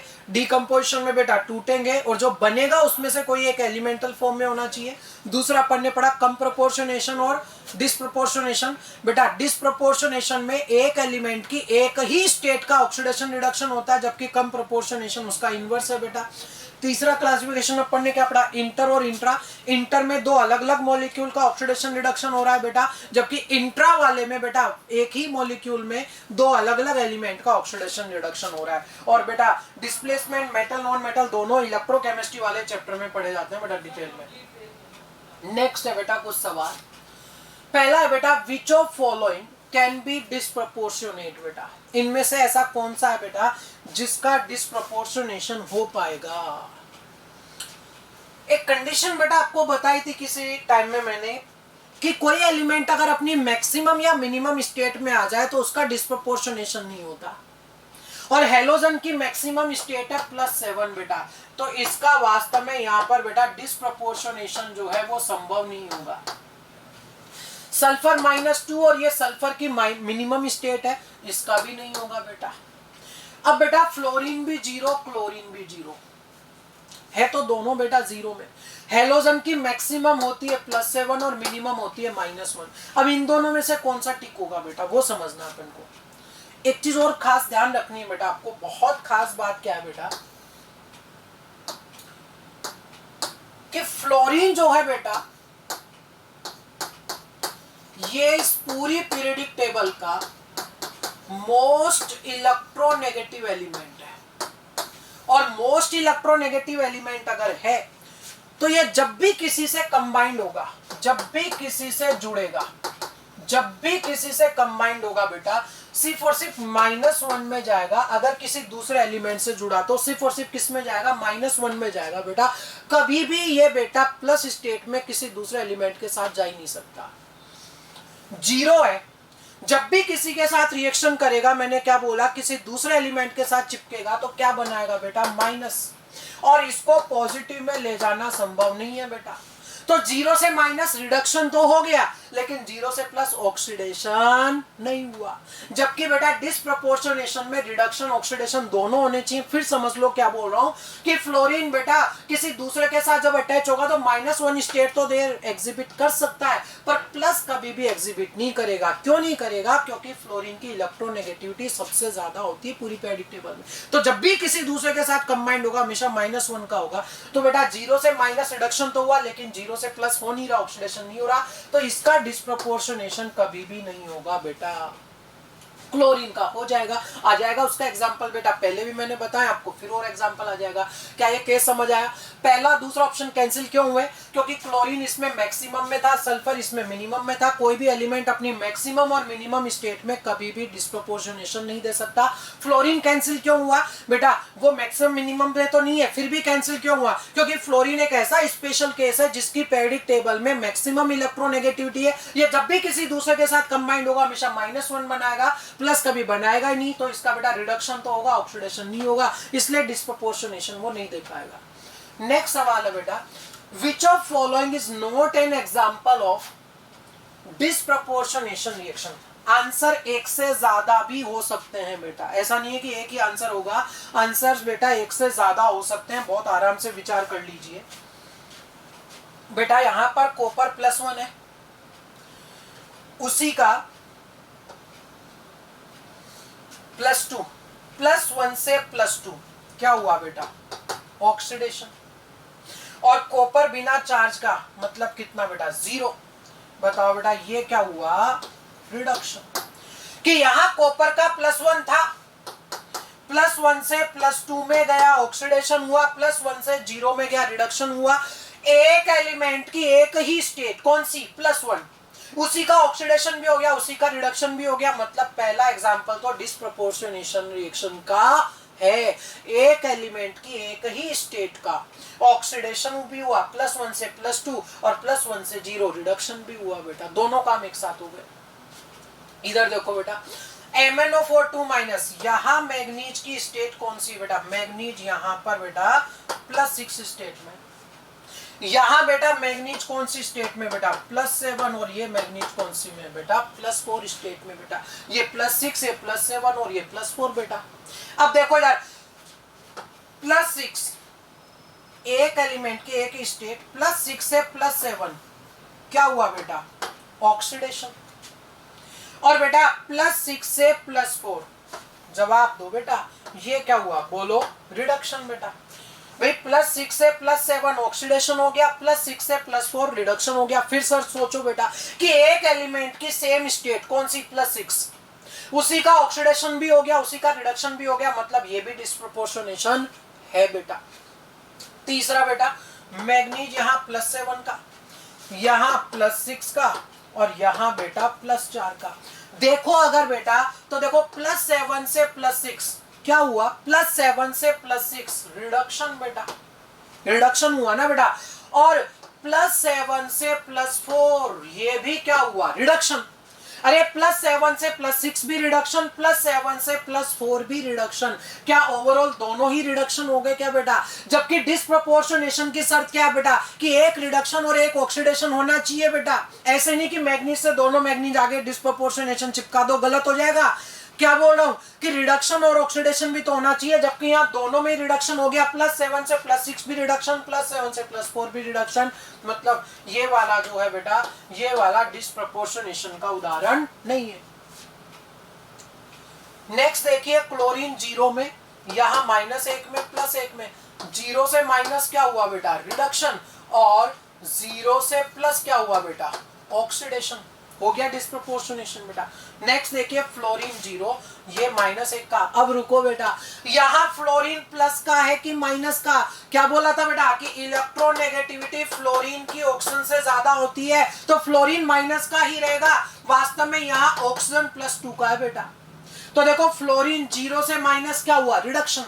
फ्लोरीन 0 से माइनस क्या हुआ? रिडक्शन बेटा। तो ये भी डिस्प्रपोर्शनेशन का उदाहरण नहीं है बेटा। बेसिक मीडियम में फ्लोरीन इस तरह से रिएक्शन करता है, F- OF2 और H2 बना देता है बेटा। लेकिन वहां पर फ्लोरीन का डिस्प्रपोर्शनेशन नहीं हो रहा, जबकि क्लोरीन बेसिक मीडियम में डिस्प्रपोर्शनेशन दे रहा था। ये वाला सवाल अब और भी समझ में आ जाएगा। देखो क्लोरीन का डिस्प्रपोर्शनेशन हो रहा है बेसिक मीडियम में, लेकिन फ्लोरीन का डिस्प्रपोर्शनेशन नहीं हो रहा। उसने सिर्फ इलेक्ट्रॉन गेन किए बेटा, दिए नहीं है बेटा। क्या समझ आया यहाँ पर बेटा? नेक्स्ट है बेटा, इसके बाद में एक सवाल और लिखा हुआ है, in which of the following reaction H2O2 behave as oxidizing agent. ये सवाल एग्जाम में पूछा जाता है बेटा। H2O2 को लेकर खास चीज क्यों है ऐसा बेटा कि H2O2 में ऑक्सीजन अपनी इंटरमीडिएट स्टेट में बेटा, 2 ऑक्सीजन पर -2 तो एक पर -1 बेटा। जब H2O2 रिड्यूसिंग एजेंट का काम करता है, मतलब इलेक्ट्रॉन देने का, तो ये कन्वर्ट होता है O2 में, और जब H2O2 ऑक्सीडाइजिंग एजेंट का काम करता है तो ये कन्वर्ट होता है H2O में। खुद देखो बेटा, -1 से 0 यानी इलेक्ट्रॉन दे दिए, और -1 से -2 मतलब इलेक्ट्रॉन ले लिए बेटा। ये 2 कंडीशन बेटा हमेशा दिमाग में रखनी है। अब बेटा H2O2 को देख करके रिएक्शन में बेटा बता पाना बहुत मुश्किल होता है कि वो उस रिएक्शन में ऑक्सीडाइजिंग एजेंट का काम कर रहा है कि रिड्यूसिंग एजेंट का, बहुत मुश्किल होता है बेटा। तो मैं आपको दूसरा तरीका बताऊंगा कि कैसे पहचानोगे कि ऑक्सीडाइजिंग एजेंट है H2O2 या रिड्यूसिंग एजेंट है बेटा। देखना तरीका क्या, H2O2 की ऑक्सीडाइजिंग नेचर या रिडक्शन नेचर पहचानने के लिए दूसरे एलिमेंट को देखो। यहां मैग्नीज +7 का था और यहां मैग्नीज हो गया +2 का। मैग्नीज का यहां पर क्या हुआ बेटा, रिडक्शन। मैग्नीज का क्या हुआ, रिडक्शन हुआ। मैग्नीज का रिडक्शन हुआ किसने किया, H2O2 ने। तो यहां पर H2O2 कैसा एजेंट है, रिड्यूसिंग एजेंट। क्या मैंने H2O2 से पहचाना, नहीं, मैंने दूसरे से पहचाना बेटा। ज्यादा आसान होता है, एरर होने का चांस खत्म हो जाता है। फिर देखो आयोडीन बेटा कितने का था, 0 का, और यहां आयोडीन अगर देख रहे हो बेटा तो कितने का है, -1 का बेटा। अरे यहां आयोडीन कितने का था बेटा, 0 का, और यहाँ 0 का, यहाँ माइनस का। बताओ बेटा आयोडीन का क्या हुआ बेटा, बोलो। आयोडीन का 0 से -1, आयोडीन का क्या हुआ बेटा, रिडक्शन।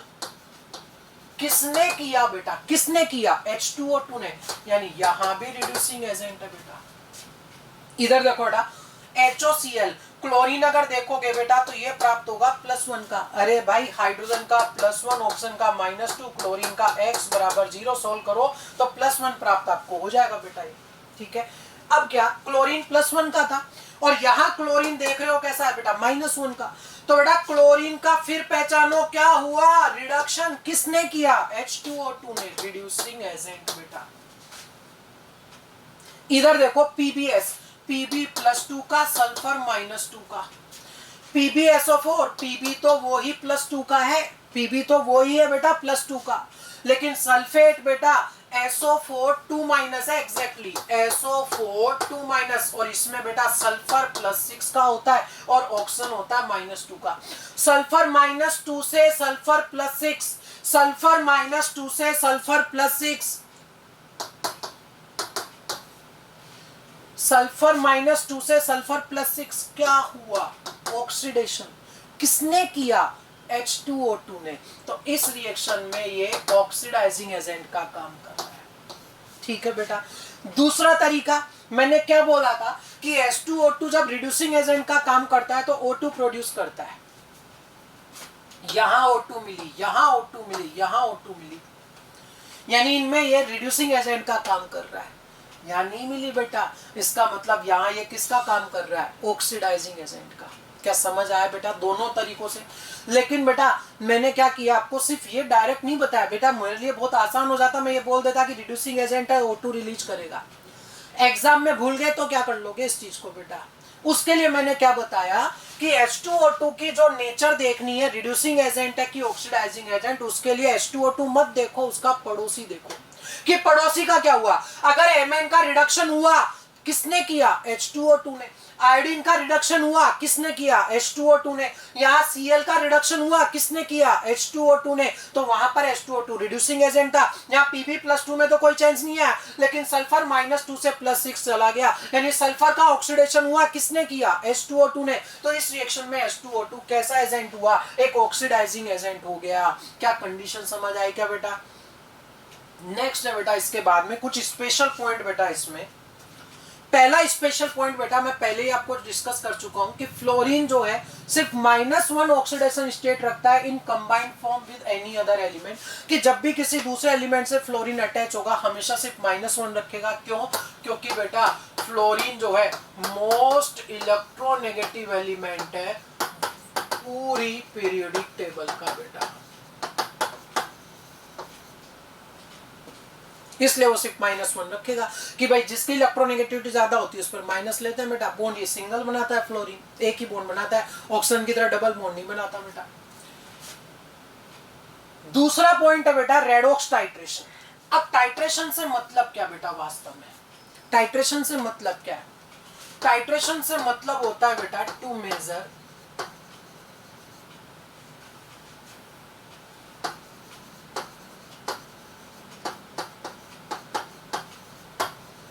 concentration of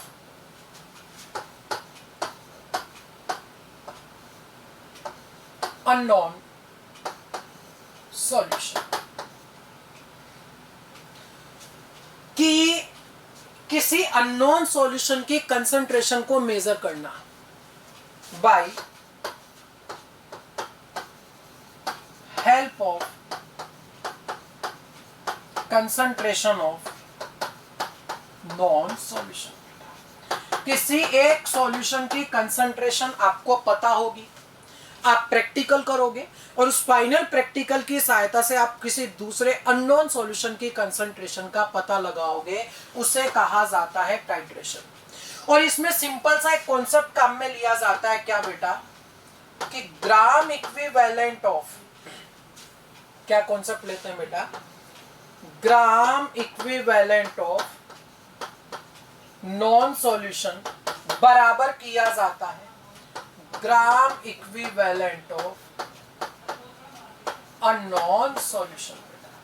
कि इसमें नॉन सॉल्यूशन और अननोन सॉल्यूशन दोनों के ग्राम इक्विवेलेंट बराबर करते हैं। और ये अपन पढ़ चुके हैं बेटा कि कोई भी दो रिएक्टेंट जब आपस में रिएक्शन करेंगे तो उनके ग्राम इक्विवेलेंट तो बराबर होंगे। और क्या ग्राम इक्विवेलेंट के लिए आप बेटा N1V1 बराबर N2V2 कर सकते हो क्या? बिल्कुल बता चुका हूं बेटा कि इसका ग्राम इक्विवेलेंट बराबर इसका ग्राम इक्विवेलेंट। अब क्या होगा कि नॉन सॉल्यूशन की कंसंट्रेशन दी गई होगी, वॉल्यूम भी आपको उसका पता होगा, अननोन की कंसंट्रेशन आपको निकालनी होगी और प्रैक्टिकल से इसका वॉल्यूम आपको पता लग जाएगा कि एक सॉल्यूशन की कंसंट्रेशन और वॉल्यूम दोनों पता होंगे, दूसरे की कंसंट्रेशन निकालनी होगी और जो बेटा दूसरा वॉल्यूम है वो प्रैक्टिकल से निकाला जाता है बेटा। वो एक प्रैक्टिकल बात आ जाती है, पूरी प्रैक्टिकल थ्योरी वाली बात आ जाती है। अभी मैं सिर्फ इतना सा कहूंगा कि टाइट्रेशन का मतलब किसी एक की कंसंट्रेशन पता होगी उसे नॉन सॉल्यूशन कहते हैं, और किसी दूसरे की मेजर करनी होगी उसे अननोन सॉल्यूशन कहते हैं। बेसिक कॉन्सेप्ट क्या है कि दोनों के ग्राम इक्विवेलेंट बराबर कर देते हैं। और बेटा अपन पढ़ चुके हैं चीज रूल ऑफ ग्राम इक्विवेलेंट पे कि एक रिएक्टेंट का जितना ग्राम इक्विवेलेंट काम आएगा दूसरे का भी उतना ही काम आएगा बेटा। ये ऑलरेडी अपन पढ़ चुके हैं।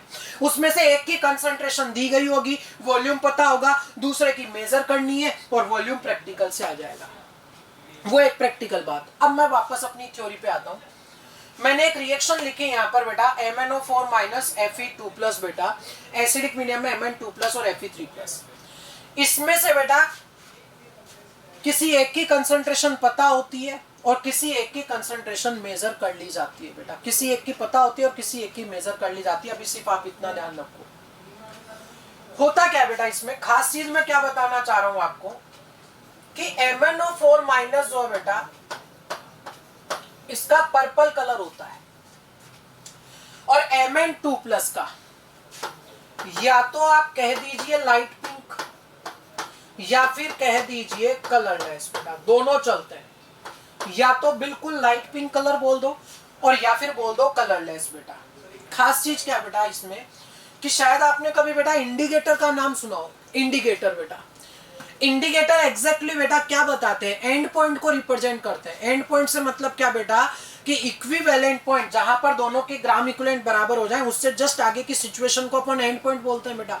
और इंडिकेटर जो है बेटा अपना कलर चेंज करके ये बता देते हैं कि रिएक्शन कंप्लीट हो चुकी बेटा। अपोजिट मीडियम में वो अपना कलर चेंज करते हैं। एसिड बेस जो टाइट्रेशन होती है बेटा, एसिड और बेस, उसमें बाहर से इंडिकेटर मिलाने की जरूरत पड़ती है बेटा। एसिड बेस टाइट्रेशन में फिनोप्थेलिन हुआ, ये सब मिलाते हैं बेटा। ये एक स्पेशल केस क्या है बेटा, MnO4-।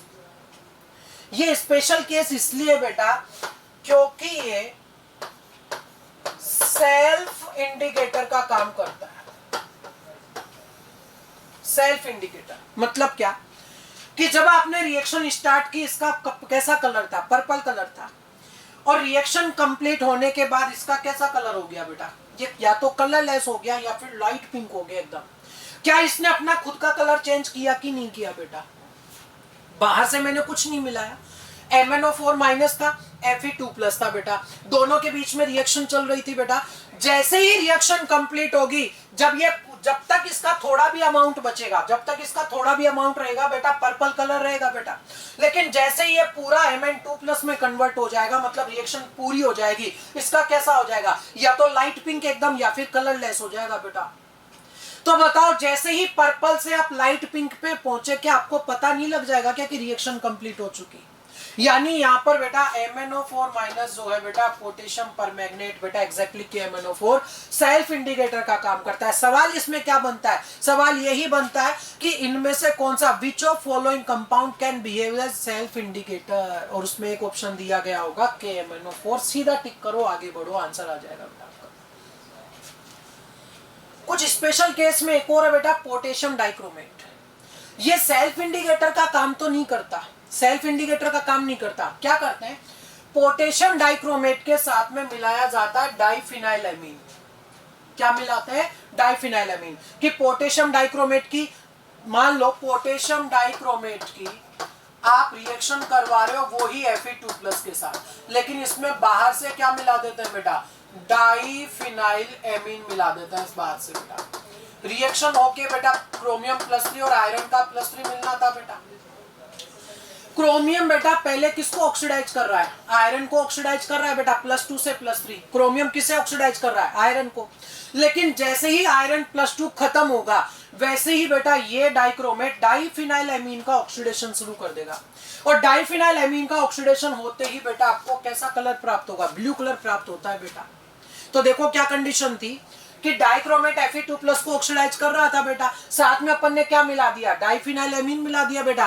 अब जैसे ही बेटा Fe2+ के साथ रिएक्शन कंप्लीट होगी, डाइक्रोमेट डाइफिनाइलएमीन का ऑक्सीडेशन शुरू करेगा और उसके ऑक्सीडेशन से ब्लू कलर मिलेगा। जैसे ही ब्लू कलर आएगा, क्या आपको रिएक्शन के कंप्लीट होने का पता लग जाएगा बेटा, बोलो। लेकिन बाहर से मुझे क्या मिलाना पड़ा, डाइफिनाइलएमीन मिलाना पड़ा। इसका मतलब पोटेशियम डाइक्रोमेट सेल्फ इंडिकेटर बेटा कंपैरेटिवली KMnO4 की तुलना में सेल्फ इंडिकेटर नहीं है बेटा।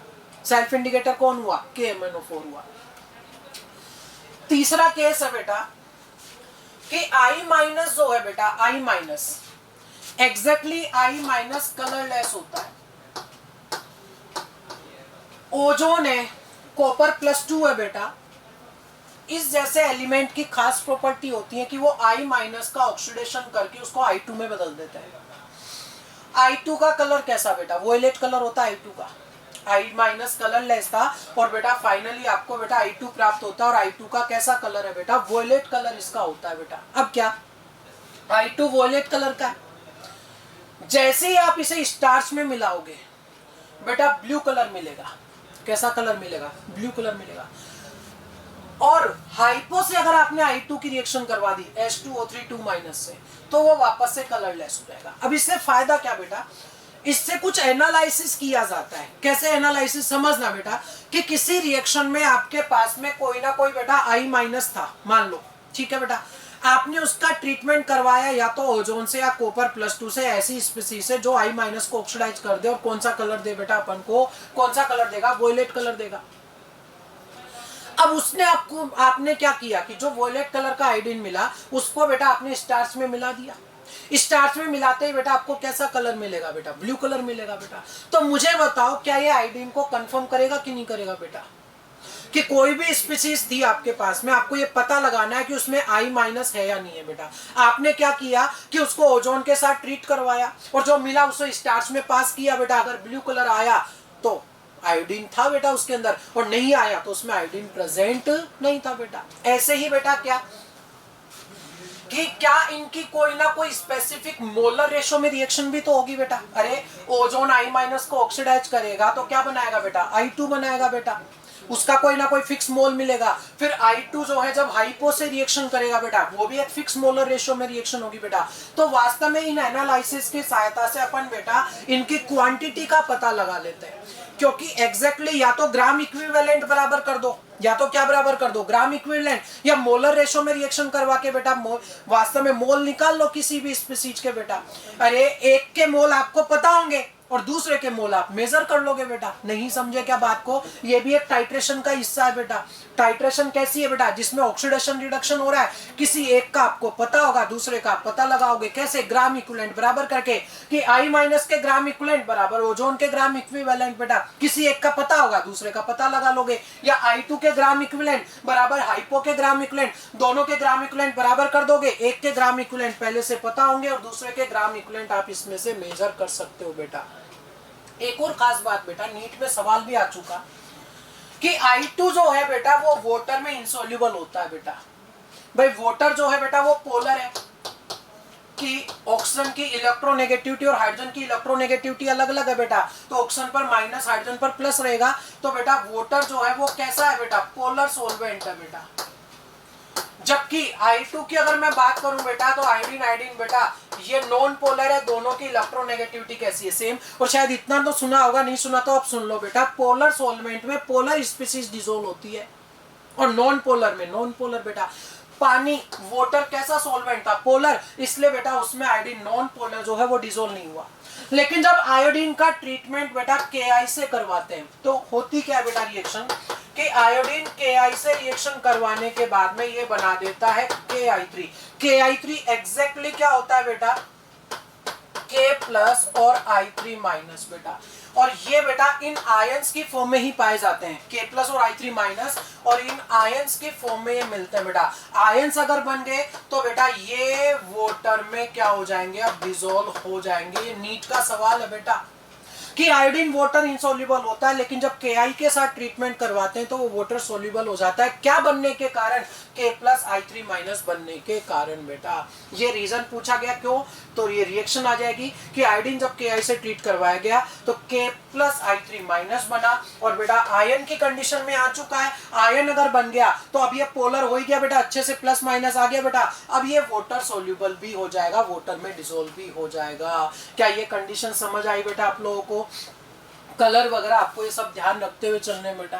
सीधा कलर से सवाल पूछ लेगा कि I माइनस ओजोन के साथ कैसा कलर देगा, या फिर I माइनस का ओजोन से ट्रीटमेंट करवाया, उसे स्टार्च में से गुजारा गया तो बेटा कैसा कलर मिलेगा, ब्लू कलर मिल जाएगा बेटा। आयोडीन की ओजोन से रिएक्शन करवाई गई और ओजोन से रिएक्शन करवाने के बाद में हाइपो से रिएक्शन करवाई गई तो पहले भी कलरलेस था और बाद में भी कैसा मिला, कलरलेस मिला। इस तरह से पूछे जाते हैं बेटा। ये सवाल मैं डिस्कस कर ही चुका। नीट में क्या पूछा जा चुका है कि आयोडीन वाटर इंसोल्यूबल होता है, लेकिन बेटा जब उसका KI से ट्रीटमेंट करवाते हैं तो वाटर सोल्यूबल हो जाता है। पहले इनसोल्यूबल था क्योंकि वाटर पोलर सॉल्वेंट है, उसमें नॉन पोलर स्पीसीज डिसॉल्व नहीं होती। नॉन पोलर क्यों है, क्योंकि दोनों की इलेक्ट्रोनेगेटिविटी सेम है बेटा। और यहाँ पर बेटा आयंस की फॉर्म में आ जाएगा और आयन बनने के बाद वाटर सोल्यूबल आसानी से हो जाएगा बेटा। एक और स्पेशल पॉइंट है बेटा, NCERT में दिया हुआ भी है बेटा, ये अच्छे से समझना इसको। Pb3O4 एक मिक्स्ड ऑक्साइड है बेटा। कैसा ऑक्साइड है, मिक्स्ड ऑक्साइड, जिसमें PbO और PbO2 2:1 में होते हैं बेटा। PbO और PbO2 दोनों किस रेशो में होते हैं बेटा, 2:1 रेशो में होते हैं बेटा।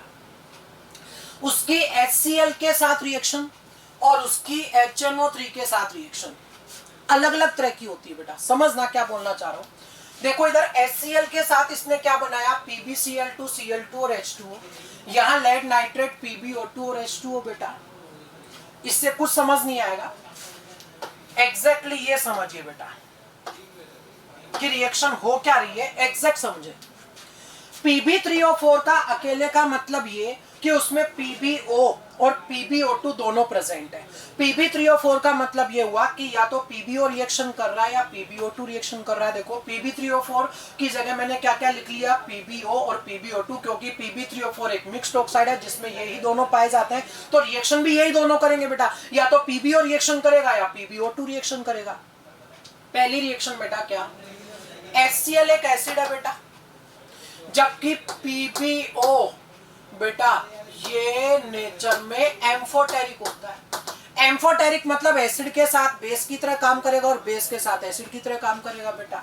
तो एसिड के साथ ये बेटा किसकी तरह काम करेगा बेटा, एज लाइक बेस बेटा, एसिड बेस रिएक्शन होगी। एसिड बेस रिएक्शन होगी बेटा तो वास्तव में बेटा यहां पर ये H2O आएगा बेटा, सॉरी HCl नहीं आएगा, क्या आएगा, H2O आएगा। हाँ, अगर एसिड बेस रिएक्शन होगी, अगर एसिड बेस रिएक्शन होगी तो H2O तो बनेगा ही बनेगा बेटा, और सिर्फ आयन इंटरचेंज हुए। देखो क्या बेटा कि यहाँ Pb का +2 था, ऑक्सीजन का -2 था, H का +1 था, Cl का -1 था। Pb +2 के बाद बेटा कितने Cl चले गए, 2, PbCl2 बन गया। Pb पहले भी +2 था, अभी भी +2 है। Cl -1 था, अभी भी -1 है। हाइड्रोजन +1 था, अभी भी +1, ऑक्सीजन -2 था बेटा, और यहाँ भी ऑक्सीजन -2 है। ये बेटा सिर्फ एक एसिड बेस रिएक्शन है, इसमें कोई भी रिडक्शन ऑक्सीडेशन नहीं हुआ बेटा। HCl ने एक एसिड का काम किया, क्योंकि PbO एक एम्फोटेरिक था बेटा, इसलिए उसने किसका काम कर दिया बेटा, बेस की तरह काम कर दिया। Pb का +2 था, बाद में भी +2 ही रहा। आगे की रिएक्शन समझने के लिए खास चीज और आपको पता होनी चाहिए बेटा। खास चीज क्या है वो देखिए बेटा, एग्जैक्टली बेटा स्कैंडियम से लेकर जिंक तक, इधर बेटा कहां तक, और ये तक। फिर आ जाता है इधर क्या बेटा, बैंगन, आलू, गाजर इन थैला। इधर क्या आ जाता है बेटा, काशी गए शंकर प्रभु बेटा। चलो आगे आ जाता हूं बेटा मैं, इसमें क्या कंडीशन है वापस लिख रहा हूं क्या, कि स्कैंडियम से जिंक तक आ जाता है, कैडमियम तक बेटा, और इधर मरकरी तक। फिर इधर आ जाता है क्या, बैंगन, आलू, गाजर इन थैला। इधर क्या आ जाता है बेटा, काशी गए शंकर प्रभु बेटा। इसकी स्टेट होती है NH2NP1 NH2NP2 बेटा। तो इनकी होती है जनरल स्टेट बेटा +3, क्योंकि 2 और 1 3 इलेक्ट्रॉन निकालना चाहेंगे, और 2 और 2 4 बेटा इनकी जनरल होती है +4। लेकिन यहाँ आता है लैंथेनाइड कॉन्ट्रैक्शन। लैंथेनाइड कॉन्ट्रैक्शन से क्या होगा बेटा, समझना कि ये न्यूक्लियस है बेटा NS का और NP का बेटा, ये केस है। NS में बेटा 2 इलेक्ट्रॉन, NP में 1 है, इसमें 2 है, आगे वाले में 3 आ जाएंगे बेटा, समझते जाना। इधर मैं बात कर रहा हूं बेटा खासकर इसकी अभी, ठीक है, तो ये आ जाएगा। लैंथेनाइड कॉन्ट्रैक्शन के कारण बेटा, कॉन्ट्रैक्शन अगर हो रहा है, खुद सोचो कॉन्ट्रैक्शन हो रहा है बेटा, तो इलेक्ट्रॉन क्लाउड न्यूक्लियस के पास आएगा। NS और NP दोनों पास आएंगे, लेकिन ज्यादा पास कौन होगा, S, क्योंकि S जो है न्यूक्लियस के ज्यादा पास होता है, पेनिट्रेशन पावर S की ज्यादा होती है, S न्यूक्लियस के ज्यादा पास होता है बेटा। होगा क्या कि इन मेंबर्स के लिए बेटा, खासकर नीचे वाले मेंबर्स के लिए बेटा क्या होगा कि S के इलेक्ट्रॉन न्यूक्लियस के ज्यादा पास आ जाएंगे ड्यू टू लैंथेनाइड कॉन्ट्रैक्शन। अगर S के इलेक्ट्रॉन न्यूक्लियस के पास आ गए तो न्यूक्लियस का इन S के इलेक्ट्रॉनों पर अट्रैक्शन बढ़ जाएगा। इतना ज्यादा अट्रैक्शन हो जाएगा बेटा कि ये रिएक्शन में पार्टिसिपेट करने के लिए बहुत ज्यादा एनर्जी डिमांड करने लगेंगे। नॉर्मल एनर्जी से रिएक्शन में पार्टिसिपेट नहीं करेंगे। क्यों? क्योंकि इन पर इसका न्यूक्लियस का अट्रैक्शन बढ़ गया, अट्रैक्टेड हो गए तो रिएक्शन में पार्टिसिपेट नहीं कर रहे। NS के दोनों इलेक्ट्रॉन काम नहीं कर रहे। कितने इलेक्ट्रॉन? 2 इलेक्ट्रॉन है, पेयर बोल दिया बेटा, काम नहीं कर रहे, क्या बोल दिया, इनर्ट। तो बेटा ओवरऑल नाम क्या हो गया, इनर्ट पेयर इफेक्ट, जिसमें बेटा NS के इलेक्ट्रॉन काम नहीं कर रहे, ऊपर वाले मेंबर के या नीचे वाले मेंबर के, क्योंकि कॉन्ट्रैक्शन तो यही है बेटा कि लैंथेनाइड कॉन्ट्रैक्शन के कारण ये पास आ गए न्यूक्लियस के पास आ गए, तो S के इलेक्ट्रॉन ज्यादा पास आए बजाय P के, क्योंकि S वाला पास में होता है बेटा। S के दोनों इलेक्ट्रॉन काम नहीं कर रहे बेटा। अब S के दोनों इलेक्ट्रॉन अगर काम नहीं कर रहे बेटा, तो P में सिर्फ कितना था, 1, तो बेटा ये सिर्फ 1 इलेक्ट्रॉन देगा। और यहाँ P में कितने थे बेटा, 2, तो ये सिर्फ 2 इलेक्ट्रॉन देगा। मैं ये कहना चाहता हूं कि Pb+4 की तुलना में Pb+2 की स्टेबिलिटी ज्यादा होती है बेटा। केमिकल बॉन्डिंग में इसे बहुत ज्यादा डिटेल में पढ़ा जाता है बेटा, थोड़ा सा मेरे को समझाना था इसलिए मैंने हिंट कर दिया आपको बेटा, क्या कि Pb+4 की तुलना में ज्यादा स्टेबल कौन होता है बेटा, Pb+2। अगर Pb को मौका मिले तो वो +2 में रहना ज्यादा पसंद करता है बजाय +4 के। क्या बोला कि अगर उसे मौका मिले तो वो +2 में रहना ज्यादा पसंद करता है बजाय किसके, +4 के। वापस आ जाओ बेटा, Pb+2 ही था, क्या समझाया मैंने, वहां से काम की चीज क्या आपकी अभी बेटा, काम की चीज है कि स्टेबिलिटी Pb+4 की तुलना में Pb+2 की ज्यादा है।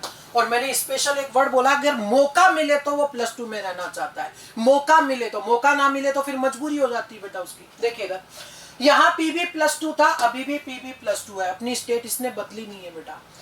यहाँ Pb कैसा था बेटा, प्लस का 4 था, क्या देखो इधर Pb+4 था। क्या वो चाहता है कि वो +2 में बदले, बिल्कुल चाहता है बेटा, क्योंकि उसके +2 की स्टेबिलिटी ज्यादा है। अगर वो +2 में जाना चाहता है तो बेटा कोई ना कोई ऐसा होना चाहिए जो उसको इलेक्ट्रॉन दे। HCl ने उसको इलेक्ट्रॉन दे दिए बेटा, क्योंकि क्लोरीन -1 स्टेट में था, मिनिमम में बेटा इलेक्ट्रॉन दे सकता है। कहां तक देगा, जब तक वो +2 में ना बदल जाए।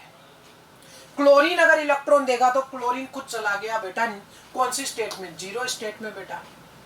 क्या कुछ समझ आया कि बेटा क्या बोला मैंने कि Pb+4 था, वो +2 में बदलना चाहता है और क्लोरीन ने उसको इलेक्ट्रॉन दे दिए क्योंकि क्लोरीन अपनी मिनिमम स्टेट में था। तो बेटा वास्तव में Pb+4 से +2 क्या ये रिडक्शन हुआ क्या बेटा, हुआ कि नहीं हुआ। और Pb का रिडक्शन हो गया और क्लोरीन का क्या हो गया, ऑक्सीडेशन, मतलब ये रेडॉक्स चेंज है। नेट रिएक्शन अगर देखो तो क्या, इन दोनों को मिक्सचर में Pb3O4 कह दिया, ये HCl हो गया बेटा। देखो PbCl2 Cl2 यहां से प्राप्त हो रहा है और H2O दोनों में प्राप्त होता है, ये हो गई नेट रिएक्शन। तो बेटा सवाल ये बनता है क्या कि Pb3O4 जब HCl से रिएक्शन करता है तब एसिड बेस रिएक्शन होती है या रेडॉक्स होती है, कि दोनों होती है। PbO एसिड बेस रिएक्शन करता है इसमें, जबकि PbO2 रेडॉक्स रिएक्शन करता है। अगली बात, HNO3 के साथ रिएक्शन वही है बेटा, इसमें भी वही दो कंडीशन है, PbO और PbO2। वही HNO3 भी क्या है बेटा, एसिड के साथ इसको किसकी तरह काम करना पड़ेगा, बेस की तरह। तो पहली रिएक्शन तो सेम एसिड बेस है कि Pb का +2 था, यहां भी +2 है बेटा, नाइट्रेट इसको दिया और H2O बना डाला, एसिड बेस रिएक्शन हो गई।